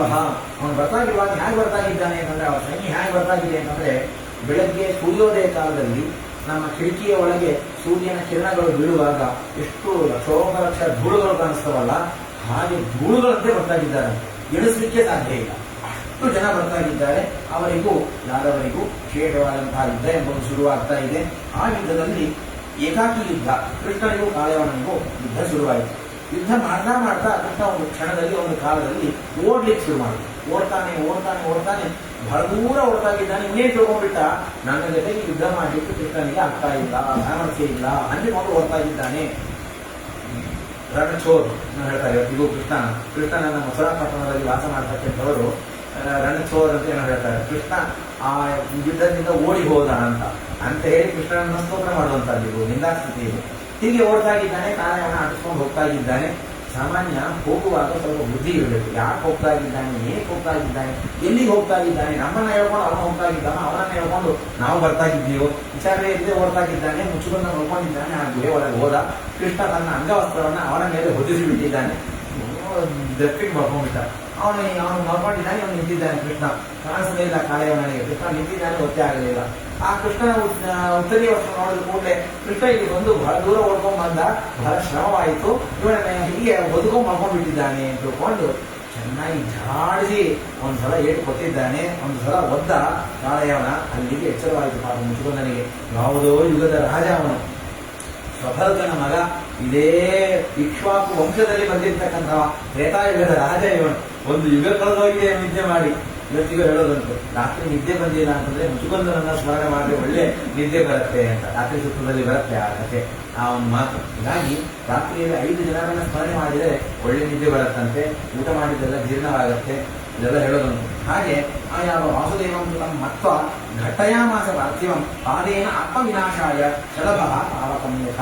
ಅಗ್ನಿಯ ಕೆಂಡ ಮುಚ್ಚಿದಂತಹ ಅಗ್ನಿಯನ್ನ ನಾವು ಬರೀ ಕೆಂಡ ಅಂತ ಅದನ್ನು ಹೋಗಿ ಮುಟ್ಟಿದರೆ ನಮ್ಮ ಗತಿ ಏನಾಗತ್ತೋ ಆ ಪರಿಸ್ಥಿತಿ ಆಯಿತು ಮುಚ್ಚುಕುಂದನನ್ನ ಒದ್ದಂತಹ ಕಾಳೆಯವನಿಗೆ. ಆ ಕಾಲಕ್ಕೆ ಮುಚ್ಚುಕುಂದನಿಗೆ ಎಚ್ಚರವಾಯಿತು. ಕಣ್ಣೆತ್ತಿ ನೋಡಿದ, ಕಣ್ಣಿಟ್ಟು ನೋಡ್ತಾ ಇದ್ದಾನೆ. ಒಂದು ಕ್ಷಣದಲ್ಲಿ ಅವನ ಕಣ್ಣಿನಿಂದ ಒಂದು ಅಗ್ನಿ ಬಂದು ಆ ಕಾಳೆಯವನ್ನ ಒಂದು ಕ್ಷಣದಲ್ಲಿ ಭಸ್ಮವನ್ನಾಗಿ ಮಾಡಿದೆ. ಆವಾಗ ಯಾರು ಇವನು, ಎಲ್ಲಿ ಸತ್ತ, ಯಾರು ಏನು ಅಂತ ನೋಡಿದಾಗ ಅಲ್ಲಿ ಕೃಷ್ಣ ವ್ಯಕ್ತನಾದ. ಅದ್ಭುತವಾದಂತಹ ಚಕ್ರ ಚಾಮರ ವಿವಿಧವಾದಂತಹ ಆಯುಧಗಳಿಂದ ಶೋಭಿತನಾದಂತಹ ಭಗವಂತನ ಪಾದಕಮಲಗಳು, ಶಂಖ ಚಕ್ರ ಗದಾ ಪದ್ಮ ಮತ್ತೆ ಸ್ವಸ್ತಿಕಾರಿ ಚಿಹ್ನಗಳಿಂದ ಭೂಷಿತವಾದಂತಹ ಭಗವಂತನ ಅದ್ಭುತವಾದ ಪಾದಾರದಿಂದ ಶಂಖ ಚಕ್ರ ಗದಾ ಪಾಣಿಯಾಗಿ ನಿಂತಿದ್ದಾನೆ. ಪೀತಾಂಬರ ಧಾರಣೆ ಮಾಡಿ ವನಮಾಲ ಧಾರ್ಯಮಾನನಾದಂತಹ ಶ್ರೀಕೃಷ್ಣ ಪರಮಾತ್ಮನನ್ನು ನೋಡ್ತಾ ಇದ್ದಾನೆ. ಮುಚ್ಚಿಕೊಂಡ ಬಹಳವಾಗಿ ನೋಡ್ತಾ ಇದ್ದಾನೆ. ನೀ ಯಾರು, ಇಂತಹ ಶೋಭಿತವಾದಂತಹ ರೂಪನೆಂದು ಸ್ಫುರದ್ರೂಪ, ದೇವಾದಿ ದೇವತೆಗಳಲ್ಲಿಯೂ ಕೂಡ ಇಂತಹ ತೇಜಸ್ಸು ಕಾಣಲಿಕ್ಕೆ ಆಗೋದಿಲ್ಲ. ಯಾರು ನೀನು, ಎಂಥವನು? ನಾನು ಇಕ್ಷ್ವಾಕು ವಂಶದಲ್ಲಿ ಬಂದಿರತಕ್ಕಂತಹ ಒಬ್ಬ ರಾಜ. ಮುಚ್ಚಿಕೊಂಡ ಅಂತ ಕೇಳಿರಬಹುದು ನೀನು. ದೇವತೆಗಳ ಯುದ್ಧದಲ್ಲಿ ಅವರಿಗೆ ಉಪಕಾರ ಮಾಡೋದಕ್ಕೆ ಸಹಾಯ ಮಾಡಲಿಕ್ಕೆ ಹೋಗಿದ್ದವನು. ನನ್ನ ಹೆಸರನ್ನು ನೀವೇನಾದರೂ ಕೇಳಿರಬಹುದೋ ಏನೋ. ನೀನು ಯಾರು ಅಂತ ಹೇಳಿದಾಗ ಭಗವಂತ ನಾನೇ ಶ್ರೀಕೃಷ್ಣ ಎಂಬುವಂತಹ ಸೋಮವಂಶೋದ್ಭವ ರಾಜ. ಯಯಾತಿರ್ನಾಮ ನಾಹುಷಃ ತಸ್ಯ ಪುತ್ರ ಯುಧಿಷ್ಠಿರ ಚತ್ವಾರೋನ್ಯೇ ಯವೀಯಸಃ. ನನ್ನ ಪರಿಚಯವನ್ನು ಕೃಷ್ಣ ಹೇಳ್ತಾನೆ. ಚಂದ್ರವಂಶದಲ್ಲಿ ನೀನು ಸೂರ್ಯವಂಶದಲ್ಲಿ ಬಂದವ, ನಾನು ಚಂದ್ರವಂಶದಲ್ಲಿ ಬಂದವ. ಚಂದ್ರವಂಶದಲ್ಲಿ ಬಂದಿರತಕ್ಕಂತಹ ಯಯಾತಿ ಎಂಬತಕ್ಕಂತಹ ರಾಜ, ಅವನ ಮಗ ಹಿರಿಯ ಮಗನಾದಂತಹ ಯದುರಾಜ, ಅವನ ವಂಶದಲ್ಲಿ ಬಂದಿರತಕ್ಕಂತಹ ವಸುದೇವನ ಕುಮಾರನಾದಂತಹವನು ನಾನು. ನನ್ನನ್ನ ತ್ರೇತಾಯುಗದಲ್ಲಿ ನೀನು ಮಾಡ್ಕೊಂಡಿದ್ದಿ, ನೀನು ಯಾರು ಅಂತ ನನಗೆ ಗೊತ್ತಿದೆ, ನಾಗದರಿಂದ ನಾನು ತಿಳಿದಿದ್ದೇನೆ. ಇದಂ ಕಲಿಯುಗಂ ವಿದ್ಧಿ ನಿಮ್ಮನ್ನೇ ಕರವಾಣಿಗೆ. ಕಲಿಯುಗ ಬರ್ತಾಗಿದೆ. ಕಲಿಯುಗದ್ದು ಮತ್ತು ದ್ವಾಪರಯುಗ ಹಾಗೂ ಕಲಿಯುಗದ ಮಧ್ಯದ ಸಂಧಿಕಾಲ ಇದು. ಹೀಗಾಗಿ ಏನ್ ಮಾಡ್ಬೇಕು ನೀನು? ಮಮ ಶತ್ರು ಸ್ವಯ ದಗ್ಧ ದೇವದತ್ತ ಬರುವ ನೃಪ, ನನ್ನ ಶತ್ರುವನ್ನ ನೀನು ದಗ್ಧ ಮಾಡಿದ್ದಿ, ಒಳ್ಳೆ ಕೆಲಸ ಮಾಡಿದ್ದಿ, ನಿನ್ನಿಂದ ಒಬ್ಬ ಭಕ್ತ ಅಂತ ಪಶ್ಚಾತ್ತಾಪ ಎಲ್ಲ ಪಡಬೇಡಪ್ಪ, ನಿನಗೆ ಏನ್ ಬೇಕೋ ವರವನ್ನ ಕೇಳು ಅಂತ ಹೇಳಿದಾಗ, ಪ್ರೀತಿಯ ವಿಸರ್ಜ್ಯ ಗೋವಿಂದಂ ಪರಿವೇಶ ಮಹದ್ವನಂ. ನಿನ್ನೆ ಪರಮಾತ್ಮ ಎಂಬುದು ಅವರಿಗೆ ಮೇಲೆ ಗೊತ್ತಾಯಿತು. ಸಾಕ್ಷಾತ್ ಪರಮಾತ್ಮ ಎಂಬುದು ತಿಳಿದು ಅಲ್ಲಿ ಸ್ತೋತ್ರ ಮಾಡೋದೆಲ್ಲ ಉಂಟು, ಅದು ಭಾಗವತದಲ್ಲಿ ಕೇಳ್ತೇವೆ. ಕೊನೆಗೆ ಭಗವಂತ ಆಜ್ಞಾ ಮಾಡ್ತಾನೆ, ಇಲ್ಲಿ ಇರಬೇಡ, ಬದರಿಕಾಶ್ರಮಕ್ಕೆ ಕಲಾಪ ಗ್ರಾಮಕ್ಕೆ ಹೋಗುವಂತ ಭಗವಂತನ ಆಜ್ಞಾನುಸಾರ ಅವರೆಲ್ಲರೂ ಆ ಯಾವ ಮುಚ್ಚಿಕೊಂಡರು ವಿಶೇಷವಾಗಿ ಬದರಿ ಕ್ಷೇತ್ರಕ್ಕೆ ಹೋಗಿದ್ದಾರೆ ಇತ್ಯಾದಿಯಾದಂತಹ ವೃತ್ತಾಂತ. ಕೃಷ್ಣದ್ವಾರ ವ್ಯವಸ್ಥಿತವಾದಂತಹ ಯಾದವರ ವಸನವನ್ನ ವ್ಯವಸ್ಥೆಯನ್ನು ಮಾಡಬೇಕು. ಯಾಕೆಂದ್ರೆ ಈ ಜರಾಸಂಧ ಸುಮ್ಮನೆ ಇರೋದಿಲ್ಲ. ನಾನು ಎಲ್ಲಾದ್ರೂ ಹೋಗಿರ್ತೀನಿ, ಸುಮ್ಮನೆ ಒಂದು ಸೈನ್ಯವನ್ನು ಕರ್ಕೊಂಡು ಬಂದು ಯಾದವರಿಗೆಲ್ಲ ತೊಂದರೆ ಕೊಡ್ತಿರ್ತಾನೆ ಅನ್ನೋದಕ್ಕೆ ಆ ವೃಷ್ಟಿ ವಂಶದವರಿಗೆ ತೊಂದರೆ ಆಗದಂತೆ ಅವರಿಗೊಂದು ವ್ಯವಸ್ಥೆ ಮಾಡಬೇಕು ಅಂತ ವಿಶ್ವಕರ್ಮನನ್ನ ಕರೆದಿದ್ದಾನೆ ಪರಮಾತ್ಮ. ವಿಶ್ವಕರ್ಮ ಬಂದ. ಒಂದು ಅದ್ಭುತವಾದ ನಗರ, ಯಾರೂ ಬಂದಕ್ಕೆ ಸಾಧ್ಯವಾಗದೇ ಇರುವ ಬಹಳ ಅದ್ಭುತವಾದ ಒಂದು ನಗರವನ್ನು ನಿರ್ಮಾಣ ಮಾಡು, ಸಮುದ್ರದ ಮಧ್ಯದಲ್ಲಿ ಮಾಡು ಅಂತ ಹೇಳಿ. ಯಾರೂ ಮಾಡಲಿಕ್ಕೆ ಆಗೋದಿಲ್ಲ. ಕೃಷ್ಣನ ಒಂದೊಂದು ಕಾರ್ಯವೂ ಅಷ್ಟೇ ರೋಮಾಂಚದಾಯಕವಾದದ್ದು. ಆ ಸಮುದ್ರದ ಮಧ್ಯದಲ್ಲಿ ಒಂದು ದ್ವೀಪದಂತೆ ಒಂದು ನಗರವನ್ನು ನಿರ್ಮಾಣ ಮಾಡಿದ, ಅನೇಕ ದ್ವಾರಗಳಿಂದ ಕೂಡಿದ್ದು. ಹೀಗಾಗಿ ದ್ವಾರಕಾ ಎಂಬುದಾಗಿ ಆ ನಗರಕ್ಕೆ ಹೆಸರನ್ನ ಇರಿಸಿದ್ದಾನೆ. ಎಷ್ಟು ಸ್ವಾರಸ್ಯ ಭಗವಂತನ ವ್ಯವಸ್ಥೆ. ರಾಜಕಾರಣಿಯಾಗಿ ಇದನ್ನು ನೋಡುವಾಗಲೂ ಕೂಡ ಒಂದು ನಗರ ನಿರ್ಮಾಣ ಮಾಡಬೇಕು ಅಂದ್ರೆ ಎಷ್ಟು ವ್ಯವಸ್ಥೆ ಇರಬೇಕು. ಮಕ್ಕಳಿಗೆ ಸ್ಕೂಲ್ ಇರಬೇಕು, ಹಾಸ್ಪಿಟಲ್ ಇರಬೇಕು, ಮತ್ತೆ ಉದ್ಯಾನವನಗಳಿರಬೇಕು, ವಿವಿಧವಾದಂತಹ ಪುಷ್ಕರಣಿಗಳಿರಬೇಕು, ಕುಡಿಯಲಿಕ್ಕೆ ನೀರು ಬೇಕು. ಸಮುದ್ರದ ಮಧ್ಯದಲ್ಲಿ ಕುಡಿಯಲಿಕ್ಕೆ ನೀರಿಗೆ ಏನ್ ಗತಿ? ಸುತ್ತಮುತ್ತ ಸುಮಾರು ಕೆಲವೊಂದು ಯೋಜನೆಗಳು ಉಪ್ಪು ನೀರನ್ನ ಕುಡಿಯೋ ನೀರನ್ನಾಗಿ ಪರಿವರ್ತನೆ ಮಾಡಿದಂತೆ ಕೃಷ್ಣ. ಇದೆ ಅಂತಾರೆ ಇಲ್ಲ ಅಂತಾರೆ ನಮಗೆ ಗೊತ್ತಿಲ್ಲ. ಅಂತೂ ಆ ಸುತ್ತಮುತ್ತ ಪ್ರದೇಶದಲ್ಲಿ ಒಳ್ಳೆ ಕುಡಿಯೋ ನೀರು, ಸಮುದ್ರದ ನೀರನ್ನು ತೆಗೆದು ಹಾಗೆ ಕುಡಿಯಬಹುದು. ಆ ವ್ಯವಸ್ಥೆಯನ್ನು ಮಾಡಿ ಅದ್ಭುತವಾದ ಆ ಯಾವ ದ್ವಾರಕಾ ಪಟ್ಟಣವನ್ನ ವಿವಿಧವಾದ ಸಭೆಗಳು, ರಾಜನ ಮನೆ ಮತ್ತು ಇವನ ಅರಮನೆ ಎಲ್ಲವನ್ನು ವ್ಯವಸ್ಥೆ ಮಾಡಿದ್ದಾನೆ. ರಾತ್ರಿ ಎಲ್ಲರೂ ಮಲಗಿದ್ದಾರೆ ಮಥುರಾ ಪಟ್ಟಣದಲ್ಲಿ. ಬೆಳಿಗ್ಗೆ ಎದ್ದು ನೋಡಿದಾಗ ಎಲ್ಲರೂ ದ್ವಾರಕಾ ಪಟ್ಟಣದಲ್ಲಿ ಎದ್ದು ಕೂತಿದ್ದಾರೆ. ನಿರಾಯಾಸವಾಗಿ ಎಲ್ಲದನ್ನು ಅಲ್ಲಿಂದ ಇಲ್ಲಿಗೆ ಭಗವಂತ ಕರ್ಕೊಂಡು ಬಂದಿದ್ದಾನೆ. ಹೀಗೆ ಆ ದ್ವಾರಕಾ ಪಟ್ಟಣದ ನಿರ್ಮಾಣವಾಯಿತು. ಮಧ್ಯದಲ್ಲಿ ನಾರಾಯಣ ಧ್ಯಾನ ಸಾವಧಾನ ಕೃಷ್ಣನ ಅವತಾರ ಆಗೋದಿದೆ, ಮದುವೆ ಆಗೋದಿದೆ. ತತ್ಪೂರ್ವದಲ್ಲಿ ಬಲರಾಮನ ವಿವಾಹ ಮಹೋತ್ಸವವನ್ನು ಕೂಡ ಬಹಳ ಸಂಕ್ಷೇಪವಾಗಿ ಇಲ್ಲಿ ಸಂಕ್ಷೇಪವಾಗಿ ಇಲ್ಲಿ ಹೇಳೋದುಂಟು. ಇದಾದ ಮೇಲೆ ರುಕ್ಮಿಣೀ ದೇವಿಯ ಸ್ವಯಂವರದ ಮಹೋತ್ಸವ ಕಾಲದಲ್ಲಿ ಭಗವಂತ ಆ ರುಕ್ಮಿಣೀ ದೇವಿಯ ಕೈಯನ್ನು ಹಿಡಿದು ಪಾಣಿಗ್ರಹಣ ಮಾಡಿದಂತಹ ಆ ಒಳ್ಳೆಯ ಘಟ್ಟವನ್ನ ನಾಳೆಯ ದಿವಸ ತಿಳಿಯೋಣ ಅಂತ ಹೇಳ್ತಾರೆ. ಗ್ರಂಥಾಭಿಪ್ರಾಯ ಶ್ರೀಕೃಷ್ಣ.